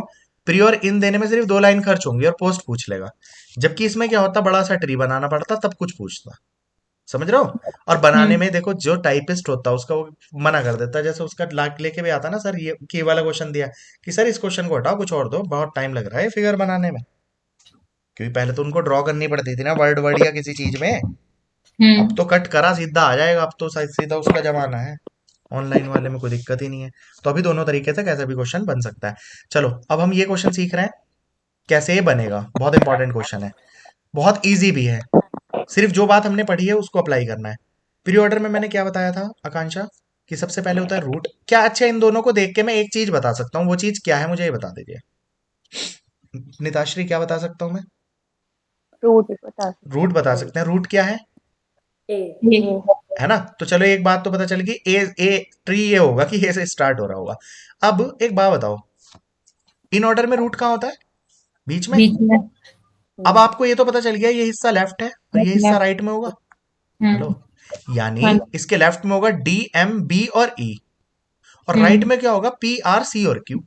बट एक बात बताओ, ये 4 चीज है, 4 चीज थोड़ी लिख सकता हूं मैं यहाँ। इन चारों में सबसे पहले कौन आएगा? D B. आएगा, एम आएगा, बी आएगा या ई आएगा? ये कैसे पता चले? प्री में से। तो इन चारों में से आप ये देख लीजिए, ये हैं ये 4 और ये हैं ये 4। इन चारों में से जो भी यहाँ पे पहले है वो इनका रूट बनेगा। इन चारों का रूट कौन बनेगा? जो प्री में पहले होगा। बच्चों क्वेश्चन ऐसे दे रखा होता, इन ऑर्डर और पोस्ट ऑर्डर दे रखा होता, तो भी सेम इसी तरीके से बात हो जाती। पोस्ट ऑर्डर में इन चारों का रूट वो बनता जो इन चारों में बाद में होता। क्लियर हो रही है बात कि नहीं हो रही है? अब आप देख भी लीजिए, लेफ्ट में पोस्ट ऑर्डर में देखिए, इन सब में बाद में कौन है? देखो ये सब लेफ्ट में होता और ये सब राइट में। सबसे बाद में कौन है? बी। हेलो, इन ऑर्डर में यहां काटते तब भी लेफ्ट और राइट में ही आता। आप देख सकते हो राइट में कौन है। सबसे राइट में जो है बी, वो रूट बनेगा। और देखो राइट वालों में 4 चीजों में रूट कौन बनेगा? जो सबसे लास्ट में है, यानी कि सी। समझ में आ रही है? तो ये सिर्फ मैंने दिखाने के लिए कर दिया, बाकी अब हम ट्री को देख नहीं रहे हैं, हम इसकी हेल्प से बनाएंगे। तो लेफ्ट का रूट कौन बन जाएगा? प्री ऑर्डर हमारे पास है तो हमें प्री ऑर्डर में देख के पता चल जाएगा कि बी रूट है। ओके। अब बी को अगर मैं यहाँ कट कर लूं तो मुझे पता चल जाएगा डीएम तो लेफ्ट में है और ई है राइट में। तो राइट में तो एक ही चीज है, तो राइट वाली लिख लो। लेफ्ट में है 2 चीजें। अब ये 2 चीज है तो कौन पहले आएगा कैसे पता चलेगा? जो प्री में पहले है। डी और एम में प्री में पहले कौन है? डी। डी। तो डी आएगा यहां पे। अब देखो एम, देखो इन ऑर्डर का काम हम इसलिए ले रहे हैं कि उससे पता चलता है लेफ्ट और राइट में कौन है। और अगर लेफ्ट और राइट में एक से ज्यादा है तो हम प्री ऑर्डर में ये देख लेते हैं उन ज्यादा वाले में से रूट कौन बनेगा। मेरे ख्याल से क्लियर हो रही होगी बात। अब देखो डी तो मैंने अब डी को यहां काटूंगा तो पता चलेगा कि एम इसके राइट। अब देखो एम बचा ना, एम इसके लेफ्ट में जाएगा या राइट में? कहां से पता चलेगा? इन ऑर्डर में। तो एम कहां गया है? इसके राइट में। मेरे ख्याल से क्लियर होगी ये बात। अब दोबारा जिनको नहीं हुई है एक बार फिर देख लीजिए। हमारे पास राइट में थे 4 चीजें, P R C and Q. ये तो मैं जॉब लगवा लूंगी। क्या मेरे यहाँ ग्लू गन ला दें। हिना, आपका माइक ऑन है शायद और आप कहीं और कनेक्टेड है। Sorry sir. Okay. C, P, R और क्यू, अगर आप इन चारों को देखिए, पी आर सी और क्यू, इन चारों में से पहले कौन आएगा? जो प्री में पहले है। प्री में पहले कौन है? सी। अब सी को तो पता चल गया पहले है। सी को अगर इन ऑर्डर में काट लो तो पता चल जाएगा पी और आर लेफ्ट में है और क्यू कहाँ है? राइट में। तो राइट में तो एक ही एलिमेंट था, लिख लो। लेफ्ट में है इसके 2 एलिमेंट, पी और आर। अब वो बात फिर वही होगी, पी और आर में रूट कौन बनेगा? जो ऊपर पहले है। तो पहले कौन है? पी, वो रूट बन जाएगा। अब अगर पी को मैं काटूं इन ऑर्डर में, बच्चों हो सकता था यहाँ पे आरपी लिखा होता, अगर आरपी लिखा होता तो आर आता लेफ्ट में, बट पी आर है, पी के राइट में है तो ये आ जाएगा राइट में। आप ट्री अपना मैच कर लीजिए। क्या यही ट्री था? देख लीजिए, यही ट्री हमने बना लिया। किसकी मदद से? सिर्फ प्री और इन से। अब अगर मेरे पास ट्री बन चुका है तो आप पोस्ट ऑर्डर ट्रावर्सल बता सकते हैं। मेरे ख्याल से क्लियर हो गया होगा क्वेश्चन। हेलो सभी को? हाँ जी। किसी को नहीं हुआ हो तो बोलो, वरना आगे बढ़ता है। ठीक है। तो अभी तक के 4 इंपॉर्टेंट क्वेश्चन मैंने आपको बताया। वो इंपॉर्टेंट क्वेश्चन कौन से हैं? एक तो बीएसटी में वो वाला क्वेश्चन बनता है, कौन सा? इंटरनल नोड वाला, कि इंटरनल नोड हमेशा कितने होंगे? External node -1। या फॉर्मूले को कैसे भी लिख सकते हो कि एक्सटर्नल नोड हमेशा होंगे इंटरनल नोड +1 करके, कैसे भी लिख लो। ठीक है, वो क्वेश्चन इंपॉर्टेंट है। वो ट्रू फॉल्स वाले क्वेश्चन बन जाते हैं। और जो मैंने रूट का, ब्रांचेस का और वो क्वेश्चन बताया, वैसे क्वेश्चन बन सकते हैं लीफ का। और ट्री ट्रेवर्सल इंपॉर्टेंट है, तो या तो ट्री गिवन होगा ट्रेवर्सल पूछ लेगा, या दो ट्रेवर्सल गिवन होगी उससे ट्री पूछ लेगा। और जो अभी ये बात बताई है ये बहुत ज्यादा इंपॉर्टेंट है, ट्रू फॉल्स पे क्वेश्चन आया तो ये बातें तुम्हारे लिए इंपॉर्टेंट है। बात बहुत सिंपल है, हमें अगर ट्री पॉपुलेट करना है तो हमारे पास क्या होना चाहिए, प्री और इन होना चाहिए, या पोस्ट और इन होना चाहिए, इन जरूर होना चाहिए, तब हमारा ट्री कैसा बनेगा, यूनिक। अगर हमारे पास केवल प्री और पोस्ट ऑर्डर ट्रेवर्सल है तो आप ट्री बना तो सकते हैं बट ट्री बनेगा एम्बिगियस। और लास्ट बात, अगर आपके पास केवल एक ही ट्रेवर्सल है, या तो प्री या पोस्ट या इन, तो ट्री नहीं बन सकता। ये बात समझ में आ गई या नहीं आ गई? हाँ जी। बाइनरी सर्च ट्री जब मैं पढ़ाऊंगा तो एक बार मुझे चीज बतानी है, वो चीज यहाँ से क्लियर हो जाएगी। बच्चों ये दोबारा डेफिनेशंस और चीजें लिखी हैं और अच्छे से आप यहाँ पे समझ सकते हो। देखो ये वाला स्ट्रिक्ट है, आपको दिख रहा होगा, ये भी स्ट्रिक्ट है ना, डिग्री या तो 2 होगी या 0 होगी। ऑलमोस्ट कंप्लीट बाइनरी ट्री किसको बोलते हैं, कंप्लीट बाइनरी ट्री किसको बोला, जो हमने बताया हर लेवल पे फुल होगा फिर आगे चलेगा, ठीक है। हेलो, यस ये सर। डेफिनेशन यहाँ से हटा सकते हो आप, इसकी जरूरत नहीं है, यहाँ पे जो मैंने बताया उसके अकॉर्डिंग कर सकते हो। फुल बाइनरी ट्री, ठीक है, फुल बाइनरी ट्री कौन सा होगा, जो पूरा कंप्लीट होगा, ठीक है, यानी सारे लेवल्स उसके बिल्कुल कंप्लीट एग्जैक्टली भरे हुए होंगे। अगर अगला लेवल होता तो ये भी फिर पूरा ही होना चाहिए था, ठीक है। अगर ये दो हटा देते हो तो अभी ये कंप्लीट बाइनरी ट्री तो है, मगर ये ना तो फुल बाइनरी ट्री ना ही ये स्ट्रिक्ट बाइनरी ट्री। ये सब बातें क्लियर हो रही होंगी आपको, है ना। हेलो, फिर बाइनरी ट्री डेफिनेशन वगैरह आ गई। ट्री ट्रेवर्सल है, आपकी प्रैक्टिस के लिए 2-3 और गिवन है, इसका ट्रेवर्सल बना के देख सकते हैं, नीचे आपको आंसर है। ये आपको क्वेश्चन करने के लिए हो गया, सपोज इसका निकाल के भेज देना, ठीक है। अब एक छोटा सा टॉपिक है, थ्रेडिंग ऑफ ट्रीज। थ्रेडिंग अभी करें क्या, टू वे थ्रेड, इसके बाद क्या इंपॉर्टेंट कराने का था, अच्छा बीएसटी आएगा, ओके बीएसटी एवीएल और हीप बताना है, हाइट के क्वेश्चन बताने थे, बट चलो ये हाइट के क्वेश्चन बाद में आएंगे, पहले यही कर लेते हैं, थ्रेडिंग। एक टॉपिक होता है बच्चों, आपने पढ़ा होगा थ्रेडेड ट्रीज क्या होता है ना। वैसे इस पे बहुत रेयरली आपने क्वेश्चन कहीं देखा होगा, बट स्टिल बहुत छोटा सा टॉपिक है, बड़ा नहीं है, अंडरस्टैंडिंग पर्पज से तो बहुत ज्यादा इंपॉर्टेंट है। जिन्हें कंपनी वंपनी के लिए क्यों थ्रेडेड चाहिए होता है, कैसे बनाना चाहिए, फुल वे थ्रेड वन वे थ्रेड क्या होता है और इससे क्या हेल्प होती है, वो सब इंपॉर्टेंट है। बट आपके पेपर के पर्सपेक्टिव से कितना इंपॉर्टेंट है वो बता रहा हूँ। देखिए, पहली बात तो हम ये सीखते हैं, ट्री को हर चीज मेमोरी में रिप्रेजेंट होगी तो कैसे होगी, है ना। तो ट्री को रिप्रेजेंट करने के मैंने रिप्रेजेंटेशन के शायद तरीके हटा दिए, एक सेकंड भाई, आपको सबको आवाज क्लियर है मेरी? हाँ जी। ठीक यस है, सर। ओके। फोन से डिस्कनेक्ट हो गया अपने आप से, कोई नहीं, चलिए। यहाँ पे ट्री को जब हम मेमोरी में स्टोर कर रहे हैं, अब हम लिंक लिस्ट पढ़ चुके हैं, तो मेमोरी को इसको 2 डायमेंशनल मेमोरी में स्टोर करते हैं, 2 डायमेंशनल बोल रहा हूँ सॉरी, 2 वे लिंक लिस्ट में स्टोर करते हैं, ठीक है। 2 वे लिंक लिस्ट यानी डबली लिंक लिस्ट बोल सकते हैं, डबली लिंक लिस्ट में स्टोर करते हैं, ठीक है। अब जैसे ए है तो ए ऐसे स्टोर हो गया, ए के लेफ्ट पॉइंटर में किसका एड्रेस होगा, बी का। ये देखो मैंने ट्री की फॉर्म में बना लिया, बट आपको पता है मेमोरी में किस तरीके से स्टोर होगा, कहीं पे मैंने इसका मेमोरी बना रखी है कि ये रही, है ना। जैसे ये एक ट्री था, अगर इसको मैं मेमोरी में स्टोर करता, जैसे 9 है, 9 कहाँ पे है आपका, ABCD फॉर्म में नहीं लिख रखा क्या, अच्छा ये एड्रेसेस हैं इसके, ये तुम्हारा ABCD आ गया, ठीक है। अब कहाँ पे है आपका स्टार्ट, यहाँ पे पड़ा है ए, है ना। तो ए के लेफ्ट में देखो किसका एड्रेस है, अरे कहाँ पे स्टोर हो रहा है यार। आप बच्चों इसके इस फॉर्म से बना सकते हैं ना, देखो हमने डबली लिंक लिस्ट बनानी सीखी थी ना। अगर आपके पास एक छोटा सा बनाऊं क्या, यहाँ पे बना लेते हैं एक छोटा सा, ये कर रहे थे हम थ्रेडेड ट्री। अगर यहाँ पे एक छोटा रिप्रेजेंटेशन इसका देखें, एक छोटा सा ट्री बना लेते हैं, A B C और इसके लेफ्ट में D, बस इतना ले लेते हैं। हमें पता है ये हमारी मेमोरी होती है, ठीक। यहाँ पे हमने मान लीजिए इसको लिख लिया 1 2 3, वैसे ही सेल का एड्रेस मान लिया कुछ भी, ठीक है। हमें पता है कहीं पे भी जाके स्टोर हो जाता है कोई भी, मान लो A यहाँ पे जाके स्टोर हो गया, शुरू में इसके लेफ्ट राइट में क्या पड़ा होगा जब A आके स्टोर हुआ होगा, अभी इसके लेफ्ट राइट में नल था, है ना। अब मान लीजिए मुझे बी स्टोर करना है, तो आप बी को कहीं पे भी स्टोर कर दीजिए, मान लीजिए आपने यहाँ पे किया।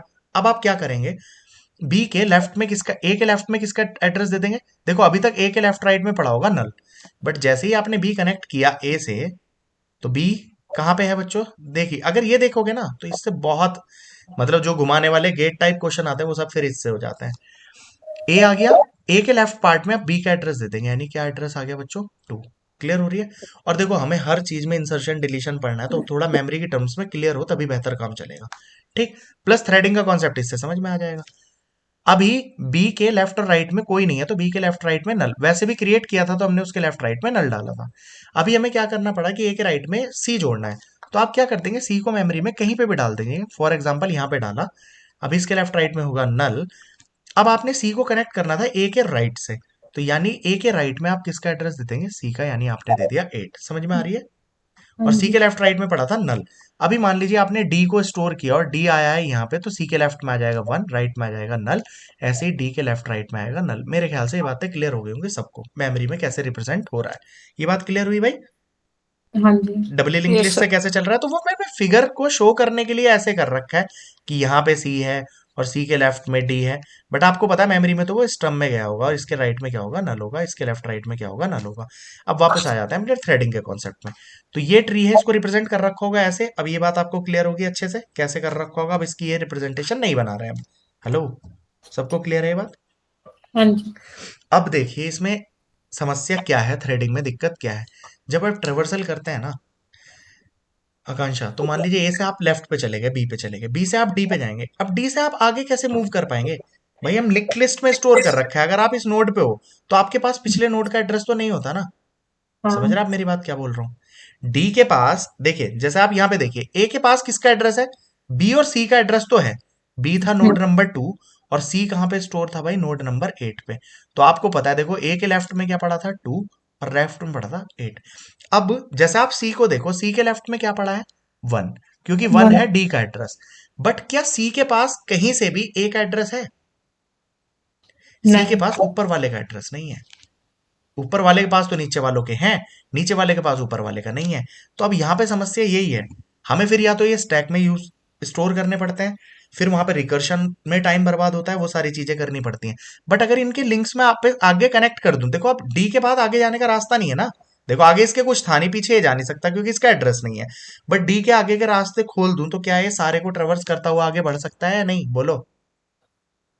अरे बात समझ में आ रही है। अब डी के पास आगे जाने का कोई रास्ता नहीं है। बी डी का लेफ्ट भी नल है और राइट भी नल है, और डी के पास पीछे वाले का एड्रेस है नहीं। जो हमने अभी तक ट्रेवर्सल की थी बच्चों, वो हमने अपनी आंखों की मदद से की है।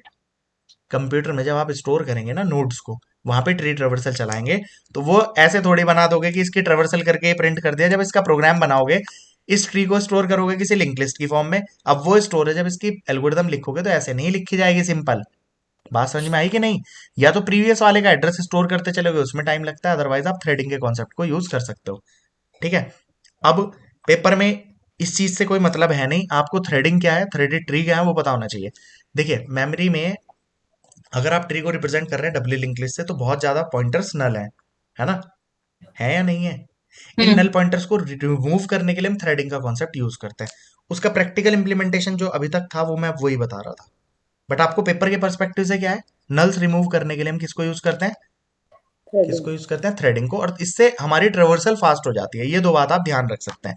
एक तो थ्रेडिंग का कॉन्सेप्ट हम क्यों यूज कर रहे हैं, नल को रिमूव करने के लिए।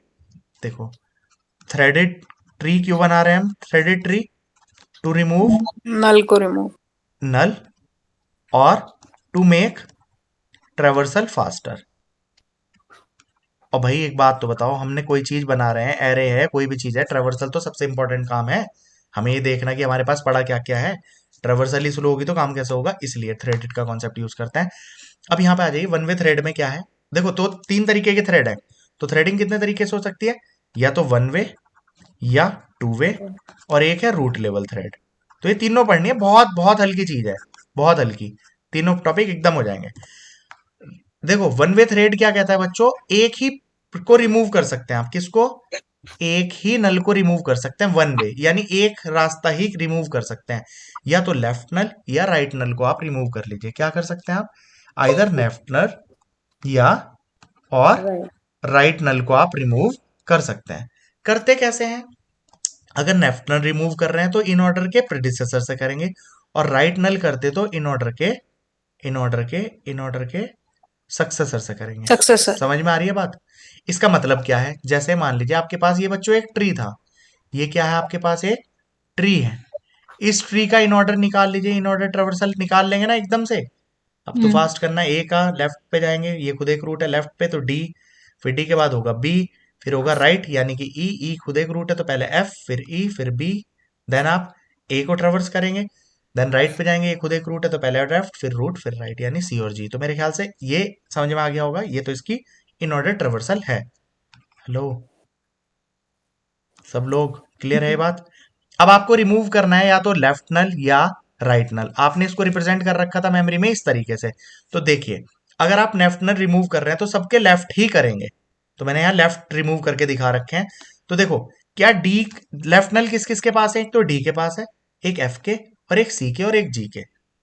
तो क्या डी का लेफ्ट नल रिमूव हो सकता है किसी से? आकांक्षा, प्रीडिसेसर से करना है। लेफ्ट नल अगर रिमूव आप कर रहे हैं, लेफ्ट नल आप रिमूव करना चाह रहे हैं, तो किससे करेंगे? इन ऑर्डर के प्रेडिसेसर से। लेफ्ट नल अगर आप रिमूव कर रहे हैं, लेफ्ट नल, तो आप किससे करेंगे? इन ऑर्डर के प्रेडिसेसर से। ठीक है। अगर आप राइट नल को रिमूव कर रहे हैं तो इन ऑर्डर के सक्सेसर से। ये तरीका अपनाना है। दोनों में से किसी एक को ही कर सकते हैं। तो मान लीजिए मैं लेफ्ट कर रहा हूं, तो देखो, क्या डी का कोई प्रेडिसेसर है? कोई प्रेडिसेसर मतलब उससे पहले का नोड है? नहीं है। तो कौन है? डी की बात करिए आपने? D dog. नहीं। बी के पास तो लेफ्ट नल है ही नहीं। पहली बात, आप रिमूव किसको करना है? ये ना है सबका करोगे, सबको कनेक्ट कर दोगे? नहीं, हमें सिर्फ कनेक्ट किनको करना है? जिनके पास लेफ्ट नल मौजूद है। लेफ्ट नल मौजूद किस किस के पास है पहले ये देख लो। तो लेफ्ट नल किस किस के पास मौजूद है भाई? सी के पास है, जी के पास है, एफ के पास है, और डी के पास है। डी का लेफ्ट नल रिमूव नहीं कर सकते क्योंकि इसका प्रेडिसेसर नहीं है। एफ का कर सकते हैं हम बी से। तो यानी इस नल को हटा दीजिए और किसका एड्रेस दे दीजिए इसमें? बी का। बच्चों, ये आपको आंखों से ऐसे दिख रहा है, जबकि आपको पता है ना यहाँ पे हम क्या करेंगे? जो इसका प्रेडिसेसर मतलब नल हटा रहे हैं, तो इसकी जगह किसका एड्रेस दे देंगे? जिसका भी आप अभी डाल रहे हैं। ये बात समझ में आई कि नहीं आई? इसलिए इस फिगर को समझाया था। Yes sir. ये वे नहीं है कि पेपर में कनेक्टेड ऐसे करते हैं, मतलब जब प्रोग्राम की इंप्लीमेंटेशन करनी होती है जिनको डेटा स्ट्रक्चर में, उनके लिए इंपॉर्टेंट है। बट आपको लिए क्या इंपॉर्टेंट है?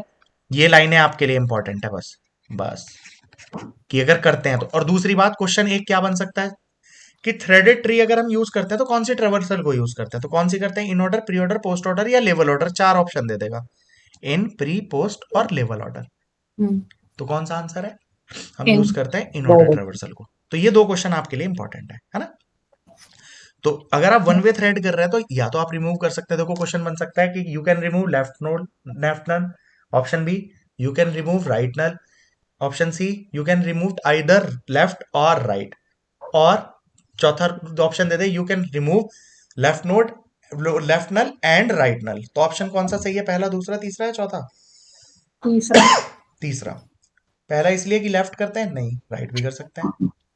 तीसरा सही है, या तो लेफ्ट या राइट। चौथा इसलिए गलत है, दोनों नहीं करते। क्लियर हो गई बात? तो अगर हम लेफ्ट कर रहे हैं तो सबके लेफ्ट करेंगे। तो सी का लेफ्ट, सी का प्रेडिसेसर कौन है? ए। तो यानी सी का रिमूव कर देंगे किससे? ए से। और जी का है सी, तो जी का किससे कर देंगे? सी से। मेरे ख्याल से समझ में आ गई होगी। डॉटेड लाइन जो कर रखी है मैंने, ये रिमूव कर रखा है। अब अगर आप 2 वे थ्रेड करेंगे, राइट नोड भी कर सकते थे बच्चों, ये मैंने राइट भी करके दिखा रखा है, अभी भी 1 वे थ्रेड ही है। ठीक है। 2 वे थ्रेडिंग में आप लेफ्ट एंड राइट दोनों को रिमूव करते हैं। लेफ्ट किससे रिमूव करेंगे? प्रेडिसेसर से। राइट किससे करेंगे? सक्सेसर से। ये दोनों कर रखे हैं। हेलो। अब आकांक्षा, आप 2 वे थ्रेड में देखोगे ना, तो एक प्रॉब्लम है क्या? डी वाले का कोई प्रेडिसेसर नहीं है, तो डी का लेफ्ट नल बच जाएगा, और सबसे लास्ट वाले का कोई सक्सेसर नहीं होगा, तो इसका राइट वाला बच जाएगा। दिख रहा है कि नहीं? समझ रहे हो? तो ये दोनों रिमूव नहीं हो सकते 2 वे थ्रेड में भी। तो इसलिए हम एक करते हैं रूट लेवल थ्रेड। इसमें क्या करते हैं, जो ये बचे थे ना, जो दिक्कत रह गई थी अभी 2 वे थ्रेड में, वो वाली दिक्कत भी दूर कर देंगे।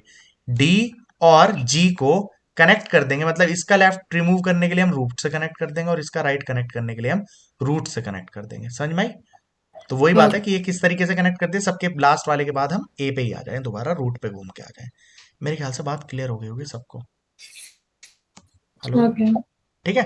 तो थ्रेडिंग के क्वेश्चन के लिए आपकी यही बात इंपॉर्टेंट होगी, बस one way thread, two way thread, और ये थ्रेडिंग करते क्यों है, नल को रिमूव करने के लिए और उसको फास्ट करने के लिए। ये क्वेश्चन आपके लिए इंपॉर्टेंट। दूसरा इंपॉर्टेंट कि वन वे थ्रेड में क्या कर सकते हैं, या तो लेफ्ट रिमूव करो या राइट। टू वे में दोनों कर सकते हैं, रूट में ये कर सकते हैं। और प्रॉब्लम क्या रह जाती है वो भी आप जैसे वन वे थ्रेड में आ जाए कि लेफ्ट नल को रिमूव कर रहे हैं, तो क्या प्रॉब्लम रह सकती है बताइए, कि सबसे लेफ्ट मोस्ट का क्या नहीं बचेगा, कोई प्रेडिसेसर नहीं है, तो उसका नल हम रिमूव नहीं कर पाएंगे। क्लियर। ये फिर आपका कंस्ट्रक्शन करना है यूनिक बाइनरी ट्री, जो अभी करना सिखाया था, इसके 2-3 क्वेश्चन, 4 क्वेश्चन प्रैक्टिस के लिए हैं। ये वही बात दे रखी है आपका, but not for BST. BST में अगर खाली एक दे रखा है, खाली प्री ऑर्डर या खाली पोस्ट ऑर्डर, तब भी आप बना सकते हैं। कैसे करेंगे वो सही है, बट कभी इसे रट के याद कर लो। देखो, कंस्ट्रक्शन आप प्री ऑर्डर की कब कर सकते हैं, जब आपके पास इन ऑर्डर दो तो होनी चाहिए, इन ऑर्डर या प्री ऑर्डर, और इन ऑर्डर या पोस्ट ऑर्डर, ये दोनों है तो यूनिक होगा। और अगर ये वाली दोनों थी तो हमारा यूनिक बनाना इम्पॉसिबल है, एम्बिगस। एम्बिगस बनेंगे। और चौथी पांचवी बात, अगर केवल प्री ऑर्डर, केवल इन ऑर्डर या केवल पोस्ट ऑर्डर दे रखा है तो ट्री बन ही नहीं सकता, ये भी इम्पॉसिबल है। ये बात समझ में आ गई होंगी दोनों, है ना। लेकिन एक चीज ध्यान रखना, अगर खाली ये दे रखा है और आपको पेपर में क्वेश्चन आ गया कि एक, मान लो कोई ट्री है 2, 5, 8 और 1, ये मान लो फॉर एग्जांपल, वैसे ही बता रहा हूं, पोस्ट ऑर्डर गिवन है या प्री ऑर्डर गिवन है या कुछ तो गिवन है ना। पोस्ट ऑर्डर या प्री ऑर्डर गिवन है, पूछ ले इसका प्री ऑर्डर बताओ जी। अब आप सोचो यार, एक ही दे रखा है, ट्री बना नहीं सकता तो प्री कैसे बताऊंगा। बट अगर ये बीएसटी दे रखा होता तो बीएसटी में एक कंडीशन होती है, वो आएगी तो पता चल जाएगा। अगर बीएसटी दे रखा है, कंसीडर ए बाइनरी ट्री बोल रखा है, तब इम्पॉसिबल है। Consider a binary search tree बोल रखा है, तब पॉसिबल है।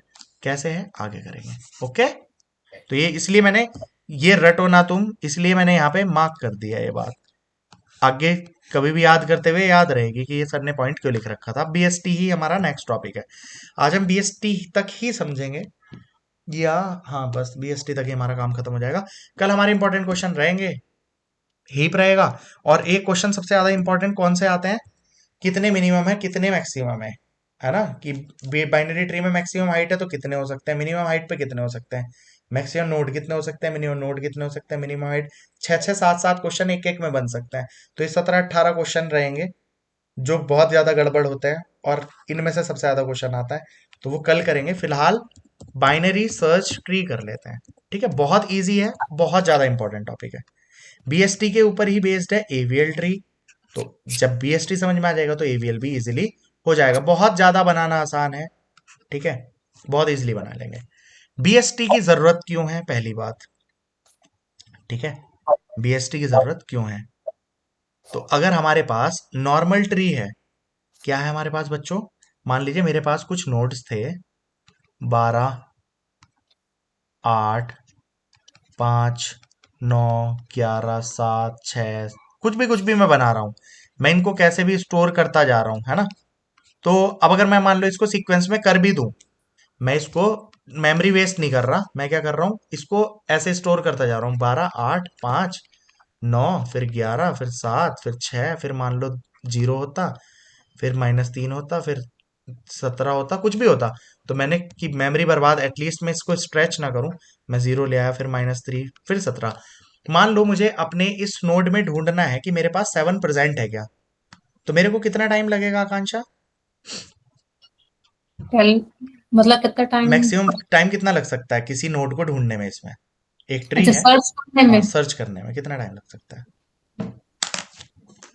अगर ये पूरी एन है तो पहले लेफ्ट साइड जाएंगे, मतलब अगर हम N N N N n/2 plus N.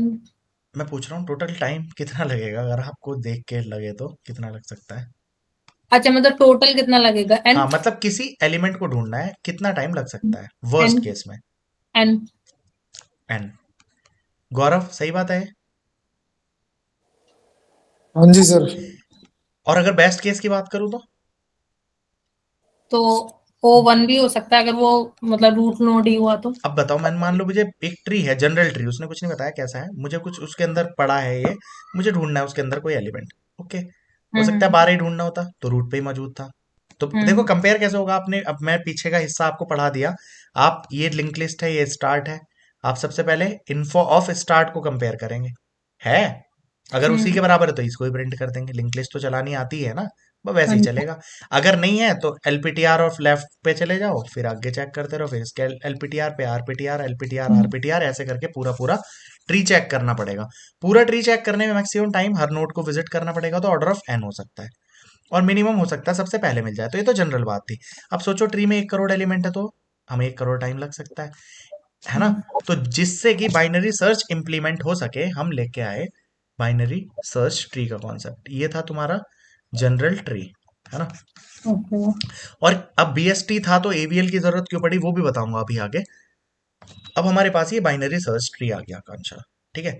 इसकी एक इंपॉर्टेंट कंडीशन है, ये पेपर में आपके DSSB के लिए ये लाइन इंपॉर्टेंट है, लेफ्ट से बड़ा या बराबर भी कर सकते हैं आप, रूट होता है, और रूट से बड़ा रहेगा राइट। ये कंडीशन हमारी है बीएसटी के लिए। इसी कंडीशन को देखते हुए हम इंसर्शन डिलीशन वगैरह करते हैं। निताश्री, बात क्लियर हो रही है? नेहा,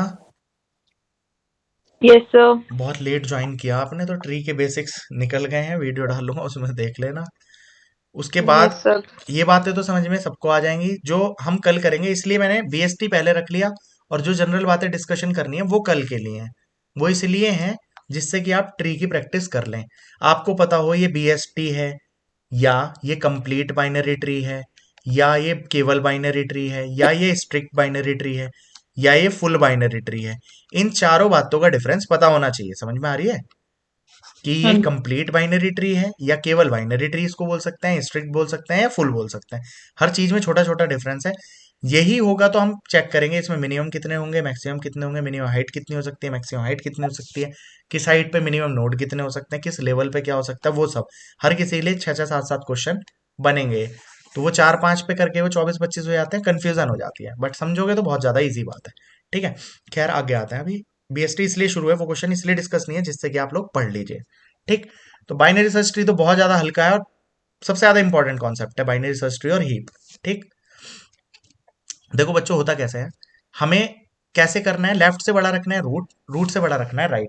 इसका सबसे ज्यादा इंपॉर्टेंट क्वेश्चन जो है ना बच्चों, वो ये आ जाता है कि सपोज मान लीजिए मैंने जब 6 को इंसर्ट किया तो कितनी कंपैरिजन करनी पड़ी, तो मुझे ट्री नहीं बना के दिखाना, बट बिना ट्री बने पता नहीं चलेगा भाई कितनी कंपैरिजन करनी पड़ी। आकांक्षा, क्लियर हो रही है बात? या क्वेश्चन वो एक छोटा सा बाइनरी सर्च ट्री दे दिया, मान लो 8, 2, 15, 6, 9 और 11, पूछ ले इस बाइनरी ट्री सर्च ट्री को बनाने में टोटल कंपैरिजन कितनी लगी। ये 2 क्वेश्चन आपके पेपर के लिए इंपॉर्टेंट है। क्वेश्चन मतलब इस तरीके से आता है, या तो टोटल कंपैरिजन पूछ लेगा, या ये पूछ लेगा, वरना कॉम्प्लेक्सिटी, ठीक है। तो पहले जनरल बात पे आते हैं, ट्री बनता कैसे है।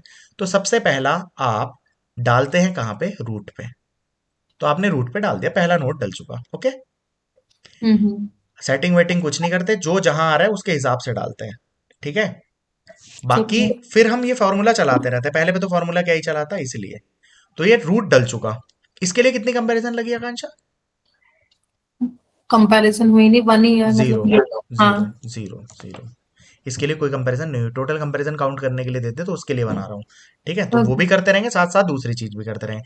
तो या तो सिंगल की पूछ लेगा कि जब हमने 7 को इंसर्ट किया टोटल कितनी कंपैरिजन करनी पड़ी, या ऐसा पूछ लेगा जब ये पूरा ट्री बनाया इसके लिए कितनी कंपैरिजन लग गई, ओके है ना। इसी से कॉम्प्लेक्सिटी कैलकुलेट कर पाओगे, है ना। क्लियर हो रही है बात? सर हाँ जी सर। अब देखो कैलकुलेट करो, यहाँ पे 8 के लिए 0 लगी, 2 आएगा। 2 बच्चों, ये एक बात जो मैं बता रहा हूं, इसके अलावा दूसरे तरीके से मत करना वरना बहुत गड़बड़ होती है। आपको हमेशा रूट से स्टार्ट करना है, वरना क्वेश्चन जो निकाल रहे हैं ना वो गड़बड़ी करोगे आप, ठीक है। हर कोई नोट किसी के लेफ्ट या राइट में फिट हो सकता है ना, जब ट्री बड़ा होगा तो किसी को भी किसी के लेफ्ट या राइट में तो लगा ही सकते हो, या तो वो उससे छोटा है या बड़ा है। ऐसा नहीं करते हम, हमेशा रूट से चलते हैं, वरना गड़बड़ करोगे। बात समझ में आई कि नहीं? ठीक है। यानी कि जैसे 2 आया तो पहले आप रूट से कंपेयर करेंगे, रूट से छोटा है तो इसके लेफ्ट में जाएगा। 2 के लिए कितनी कंपैरिजन हुई? 1। 11 आएगा तो अब देख आकांक्षा, मैं 11 को यहां नहीं लगा सकता था क्या? 2 से बड़ा है ना? से भी तो बड़ा है। हाँ, तो मुद्दा ये है, इसको यहां लगाना गलत क्यों है, क्योंकि पहले कंपैरिजन आपको 8 से करनी थी। अगर ये ऐसा होता, एक क्वेश्चन ऐसा वाला बहुत ज्यादा आता बच्चों, which one of the following is not a binary search tree. 4 tree नीचे ऑप्शन में होंगे, ए बी सी डी, तो उसमें यही बात पहचाननी है। जैसे ये वाला इस टाइम बीएसटी है या नहीं है, नहीं है। क्यों? 11 जो है 2 के राइट में है तो सही है, मगर 8 के तो लेफ्ट में आ गया, तो 8 के लेफ्ट सबसेक्शन में तो जा ही नहीं सकता था ये, क्योंकि 8 से बड़ा था। समझ में आ गई होशियार बच्चों? तो 8 आएगा यहाँ, 2 गया था लेफ्ट में, 11 आएगा तो एक कंपैरिजन होगी और इसके राइट में जाएगा। कंपैरिजन भी ऊपर लिखते जा रहा हूँ। 3 आया तो देखो वही बात है, यहाँ पे डायरेक्टली नहीं खेलना है। 8 से कंपैरिजन होगी, छोटा है लेफ्ट में जाएगा। 2 से कंपैरिजन होगी, बड़ा है राइट में जाएगा। टोटल कंपैरिजन हुई 2।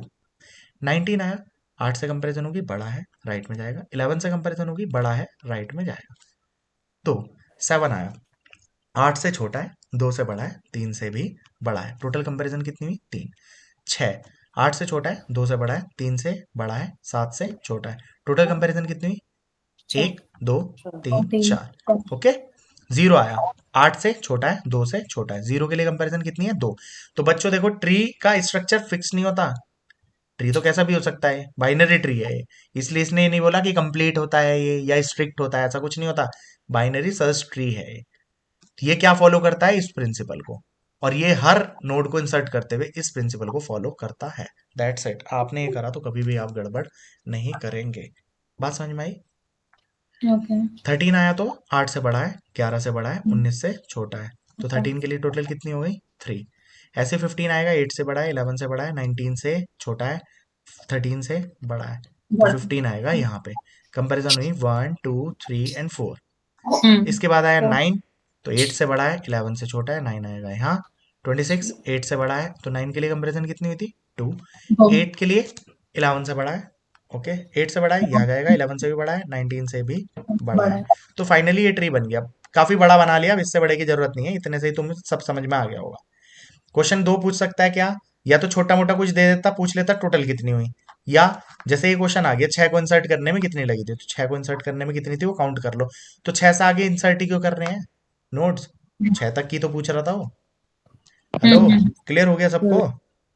निताश्री क्लियर है? यस सर, हो गया। नेहा ओके। क्लियर है? अब देखो, ये इसके ट्रेवर्सल का तब हमने कर रखा था कि कैसे ये डिलीट होता है, कैसे इंसर्ट होता है, इस सब कहानी की जरूरत है नहीं अभी, तो इन नोट्स को उड़ा देता हूं मैं। ठीक, इनकी जरूरत नहीं है, ना मैं एल्गो बनाने की जरूरत, ना ये एल्गो आएंगी। ठीक है, तो ये इन सबको हटा देते हैं हम। ये इसकी रिप्रेजेंटेशन और चलाना, मतलब ये यहीं पे हमने उसको खत्म किया था, किसको? अब ये आपके लिए दूसरी इंपॉर्टेंट बात ये है, जब बाइनरी सर्च ट्री में इंसर्शन करना आ गया, हेलो, हाँ जी। बाइनरी सर्च ट्री में इंसर्शन करना आ गया ना? अब बाइनरी सर्च ट्री में आप मुझे ये बात बताएंगे कि बाइनरी सर्च ट्री में एक नोड को इंसर्ट करने में कितना टाइम लग सकता है in worst case? Anyone from you can answer this question. What is the maximum time to insert a node in a binary search tree? भाई ये बात बच्चों सब सुन लेना, बहुत ज्यादा इंपॉर्टेंट है। 2 चीजें डिस्कस कर लूंगा मैं अभी, तो ये कॉम्प्लेक्सिटी वाला पार्ट खत्म हो जाएगा। ठीक है, सब लोग हैं भाई? Neha, order of n-1। Order of n-1 का मतलब तो ऑर्डर ऑफ n ही हो जाएगा। हाँ, किसका order आंसर of- है? मेरा निवी। नेवी। ऑर्डर ऑफ n कहाँ से आ रहा है वैसे? वो पूरे जाएगा ना चेक करके, और रूट पे तो पूरे से कंपैरिजन चेक होगा करने की वहाँ पे। जरूरत ही नहीं होती ना नेवी। अगर मान लीजिए आपके पास एक नोड आया 50, आपको 50 को इंसर्ट करना है, आप 8 से कंपेयर करेंगे, 8 से बड़ा है ना 50, अब क्या आपको लेफ्ट पार्ट में जाने की जरूरत है? हेलो, नहीं। तो पहले ही पास में आप आधे छोड़ चुके हो। अब आप नेक्स्ट चेक करेंगे 11 से, इससे बड़ा है तो लेफ्ट पार्ट अब इसका भी चेक करने की जरूरत नहीं है। फिर आप जाएंगे इसके राइट पे 19, इससे छोटा है या बड़ा है? बड़ा है, तो आप इसके लेफ्ट में चेक नहीं करेंगे, आप इसके राइट में जाएंगे। हर बार हम लगभग हाफ कर रहे हैं, तो हर बार हाफ कर रहे हैं तो कितना आएगा? n/2। n/2 कर रहे हैं एवरी टाइम, तो log n है। तूने शुरू की क्लासेस सही से Log ली n। नहीं है, इसलिए ये चीज समझ में आना थोड़ा, इतना समझ में आ रही है बच्चों? इतना समझ में आ पा रहा है आपको log n कॉम्प्लेक्सिटी क्यों हो रही है इसकी बाइनरी सर्च ट्री में? है बाइनरी सर्च ट्री में इसकी कॉम्प्लेक्सिटी कितनी हो रही है? एक एलिमेंट को ढूंढने के लिए कितना टाइम लग Log सकता है? log n टाइम में हम एलिमेंट को ढूंढ सकते हैं। मैं आपको अच्छा एक बाइनरी सर्च ट्री बना के देता हूँ। इस बाइनरी सर्च ट्री में आप लोग देखना, मान लीजिए यहाँ पे पड़ा है बच्चों 15। हाँ, रुक जा भाई, एक और मिनट आपने एक मिनट पूछा। एक मिनट। ठीक है सर। ठीक है, 15 यहाँ पे है। यहाँ पे मैंने कर लिया मान लीजिए 10, और यहाँ पे है मान लो 20 ले लिया मैंने। 10 के लेफ्ट में ले लिया 5, राइट में ले लिया मान लो मैंने 14, इसके लेफ्ट या 13, इसके लेफ्ट में ले लिया मैंने 11, राइट में ले लिया 12। मतलब ये मैं एक्चुअली बनता ऐसे नहीं है जैसे मैं बना रहा हूँ, बट मैं एक वैसे ही बना रहा हूँ। ठीक है, मान लो ये 0, ये 3, मान लीजिए यहाँ पे पड़ा है 16, यहाँ पे पड़ा है 25, यहाँ पे पड़ा है 22, यहाँ पे पड़ा है 30, यहाँ पे पड़ा है ये 18 मान लेते हैं। ये लेफ्ट में 16 है, राइट में कितना है बच्चों, मान लीजिए 19 है। इस टाइम टोटल नोड्स कितने हैं इसके अंदर, 1 2 3 15 नोड है इसके अंदर। टोटल कितने नोड्स हैं, टोटल 15 मान लेते हैं, है ना। हेलो, कोई एक अनम्यूट कर लो भाई, रेस्पॉन्स दे दो जल्दी जल्दी थोड़ा, जिसको समझ हाँ में ना जी। आता वरना वो बोल लेना। 15 नोड्स हैं इसके अंदर टोटल। अगर अब मुझे कोई भी चीज सर्च करनी है जो इसके अंदर है या नहीं है या नहीं है, मैं आपको बीएसटी दिखा। क्या ये एक बैलेंस बाइनरी सर्च ट्री है निताश्री? ये बाइनरी ट्री है, कैसा दिख रहा है आपको, बैलेंस सा दिख रहा है, मतलब हर तरफ एलिमेंट है। हाँ। अब मान लो आपको सर्च करना है 25, मैंने इसकी कॉम्प्लेक्सिटी बता रहा हूं log 2 बेस n का अपर केस, जो बाइनरी सर्च की होती है। तभी तो इसका नाम बाइनरी सर्च ट्री क्यों है, क्योंकि ये बाइनरी सर्च के ऊपर बेस्ड है। इसीलिए बच्चे क्वेश्चन गलत करते हैं इसका ये कॉम्प्लेक्सिटी लगा के, इसलिए मैं बता रहा हूं, ध्यान देना यहाँ पे। इसकी वर्स्ट केस में पूछेगा तो आपको लगेगा बाइनरी सर्च ट्री है, तो बाइनरी सर्च की हर किसी को याद है, किसी को पूछ लो आप, सब बता देंगे log n। इसका log n लगाएंगे 0 आएंगे, और माइनस में और कटेंगे। क्यों कटेंगे वो मैं आपको बता रहा हूँ, रीजन क्या है। फिलहाल अभी इसके लिए चेक करो क्या log n आएगा या नहीं आएगा वो देखना। आकांक्षा, अगर ये ट्री बना हुआ होता, मान लो हमने इंसर्शन किया कुछ नोट्स का और ऐसा ऐसा ट्री बन गया, अभी एक बाइनरी सर्च ट्री की स्थिति में है परफेक्ट हाँ। है एकदम, है ना, सारी कंडीशन फुलफिल कर रहा है। अब मान लो इसके अंदर मुझे कुछ ढूंढना होता, बनाता क्यों हूं मैं, क्योंकि उसके अंदर इंसर्शन हो सकता है, डिलीशन यानी मैनिपुलेशन के लिए। ओके, अब मान लीजिए मुझे सर्च करना था 25, तो अगर ये बीएसटी है तो मैं रूट पे जाऊंगा। अगर ये रूट है, मान लो यही ढूंढना होता तो ऑर्डर 1 में मिल ही जाता, बट मुझे ढूंढना था 25, वो रूट पे नहीं पड़ा। मैं चेक करूंगा रूट इससे छोटा है बड़ा है, रूट इससे बड़ा है, तो लेफ्ट में तो वो मिलना ही नहीं, तो इधर क्यों जाना है मुझे, जरूरत ही नहीं, आधे एलिमेंट बच गए। राइट पे जाऊंगा, इससे भी बड़ा है, अब लेफ्ट में जाने की जरूरत नहीं, आधे और बच गए। फिर यहाँ पे गया 25 मिल गया, कितनी कंपेरिजन लगी मेरे को, 3। 15 है तो 15 के केस में log 2 बेस 15 कितना होगा, 4 के बराबर, है ना। मान लो मेरे को 22 ढूंढना होता, क्या ढूंढना होता मेरे को, 22। तो 20 15 से बड़ा है, 20 से बड़ा है, 25 से छोटा है, लेफ्ट में जाएंगे 22 मिल गया, कितनी कंपैरिजन लगी, 4।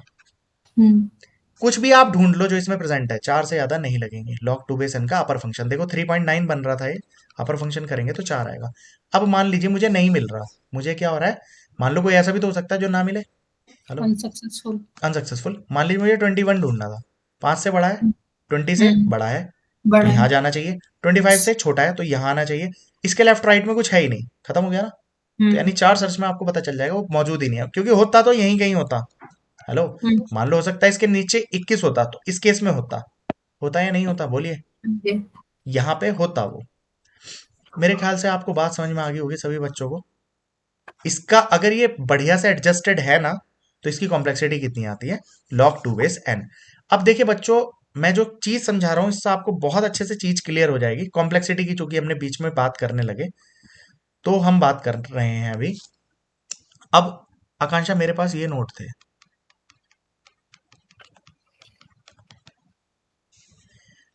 अब पहले इसकी बात कर लें। वन नोड को मतलब वन एलिमेंट को सर्च करना होता, एक एलिमेंट को सर्च करना हो, एलिमेंट सर्च करना हो, तो बेस्ट केस में कितना लगता, ऑर्डर ऑफ 1। बेस्ट इसका मतलब ऐसे लिखने का मतलब ही बेस्ट केस होता है, और ऐसे लिखने का मतलब होता है वर्स्ट केस। ये समझ में आती है एलिमेंट सर्च की। अब मुझे अगर बीएसटी को बनाना होता, मतलब बीएसटी कंस्ट्रक्शन में कितना टाइम लगा एक एलिमेंट को इंसर्ट करने में।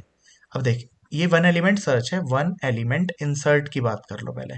एक एलिमेंट को इंसर्ट करूंगा मैं तो टाइम कितना होगा, अगर इसका पूछ ले बेस्ट केस टू वर्स्ट को, order of log 2 base n। अगर ये ऐसा सा ट्री है तो अब देखो यही चीज ना, जैसे ये क्वेश्चन तो बात तुम्हें समझ में आ रही है क्यों है ऐसा। सॉरी यहाँ पे देखो हमने गलत लिख रखा है, ऑर्डर ऑफ एन लिख दिया, यहाँ पे है order of log log 2 base N. अगर ऐसा सेट रही है, वन एलिमेंट को इंसर्ट करना होता। अब देख तुझे एक एलिमेंट इंसर्ट करना, मान ले अगली बार कुछ एलिमेंट आया टू इंसर्ट करना है, बीएसटी बना बनाया है, इसके अंदर ऑलरेडी कितने नोड पड़े हैं, एन नोड पड़े हैं, तो क्या पहली कंपैरिजन में आप कर दोगे क्या? भाई पहले तो इसे चेक करना पड़ेगा 5 से छोटा है या बड़ा है, छोटा है तो इधर जाएगा, फिर 10 से छोटा है तो इधर जाएगा, 5 से छोटा है तो इधर जाएगा, 0 से बड़ा है तो यहाँ आएगा, है ना। टोटल कितना टाइम लग गया तेरे को? 4 कंपैरिजन लग गई इसकी राइट पोजीशन ढूंढने के लिए, कहाँ इंसर्ट करना चाहिए। तो एक एलिमेंट को इंसर्ट करने की सही लोकेशन ढूंढने में लॉग एन टाइम लगेगा। समझते हो आप मेरी बात? ये बात तो पूरा बाइनरी सर्च ट्री मुझे बनाना होता तो total time binary search tree की कंस्ट्रक्शन में कितना लग जाएगा? N log N. ये बात समझ में आ गई होगी सब बच्चों को, है ना। बट देखो ये अभी पूरा नहीं हुई कंप्लीट बात। अभी क्वेश्चन जैसे पेपर में आता है, what is the best case time complexity to insert a element in a binary search tree. अब आपने लॉग एन लगा दिया ना तो 0 आएगा। अब मैं ये क्वेश्चन आपको बता रहा हूं, या बाइनरी सर्च ट्री में कंस्ट्रक्शन की कॉम्प्लेक्सिटी कितनी होती है, आपने एन लॉग एन लगा दी तो भी खत्म है काम। अब देखो ये तब है जब बैलेंस्ड बाइनरी ट्री होगा। बैलेंस मतलब लेफ्ट राइट में उसके एलिमेंट बराबर से हैं, बराबर एग्जैक्टली बराबर ना भी हो बट बराबर से तो हो। जैसे हमने मर्ज सॉर्ट में कहा था, एग्जैक्टली ना भी ब्रेक हो, उसका average time complexity N log N है। वर्स्ट में जब ऐसा ब्रेक कर रहा है कि एक साइड एक भी नहीं रह रहा और राइट में सारे बच रहे हैं, तब एन स्क्वायर जाती है। सेम केस यहाँ पे हो रहा है। अगर मुझे इससे एलिमेंट बनाने होते, काउंट कर लो पहले, हमारे पास क्या है 1 2 3 4 एंड 5, ये 5 एलिमेंट आए, छोटे से ही काउंट करके देख लो। 1 आएगा तो मैं यहाँ इंसर्ट कर दूंगा, 1 के केस में कितनी सर्च करनी पड़ी? 0। 2 आएगा 1 से बड़ा है, बड़ा, हाँ यहाँ आ जाएगा 1 लगी।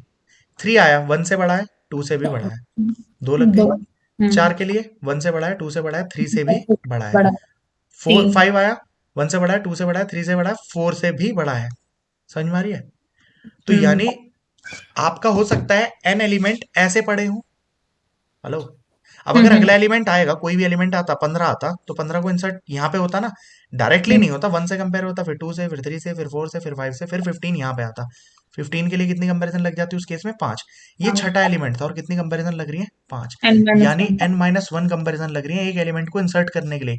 यानी वर्स्ट केस में बीएसटी में ऐसा भी हो सकता है कि ऑर्डर ऑफ n टाइम लग जाए एलिमेंट को इंसर्ट करने में। बट ये तब का, ये बिल्कुल वर्स्ट केस है इसका। देखो ये किसका वर्स्ट केस है? एलिमेंट को इंसर्ट करने का तो है ही। क्वेश्चन देखो बच्चों कैसे फ्रेम होगा, एक बैलेंस्ड बाइनरी सर्च ट्री में वर्स्ट केस में कितना हो सकता है? Order of log N. मगर वो बैलेंस्ड ना बोल ले, क्वेश्चन बोल दे तो अब लॉग एन नहीं है, तब आंसर होगा ऑर्डर ऑफ एन। समझ रहे हो आप मेरी बात क्या बोल रहा हूं? ठीक है। अगर वो क्वेश्चन बोल दे एक बैलेंस्ड बाइनरी सर्च ट्री को बनाने में कितना टाइम लगेगा, बैलेंस्ड बाइनरी सर्च ट्री, तब टाइम लगेगा n log n, क्योंकि एक एलिमेंट को इंसर्ट करने में log n लगेगा। तो सबको करने में n एलिमेंट को इंसर्ट करना है, एक में log n लग रहा है तो n में कितना लग जाएगा? n log n।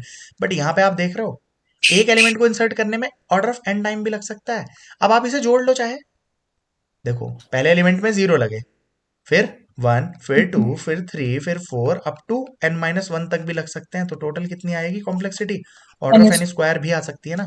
आप समझ गए?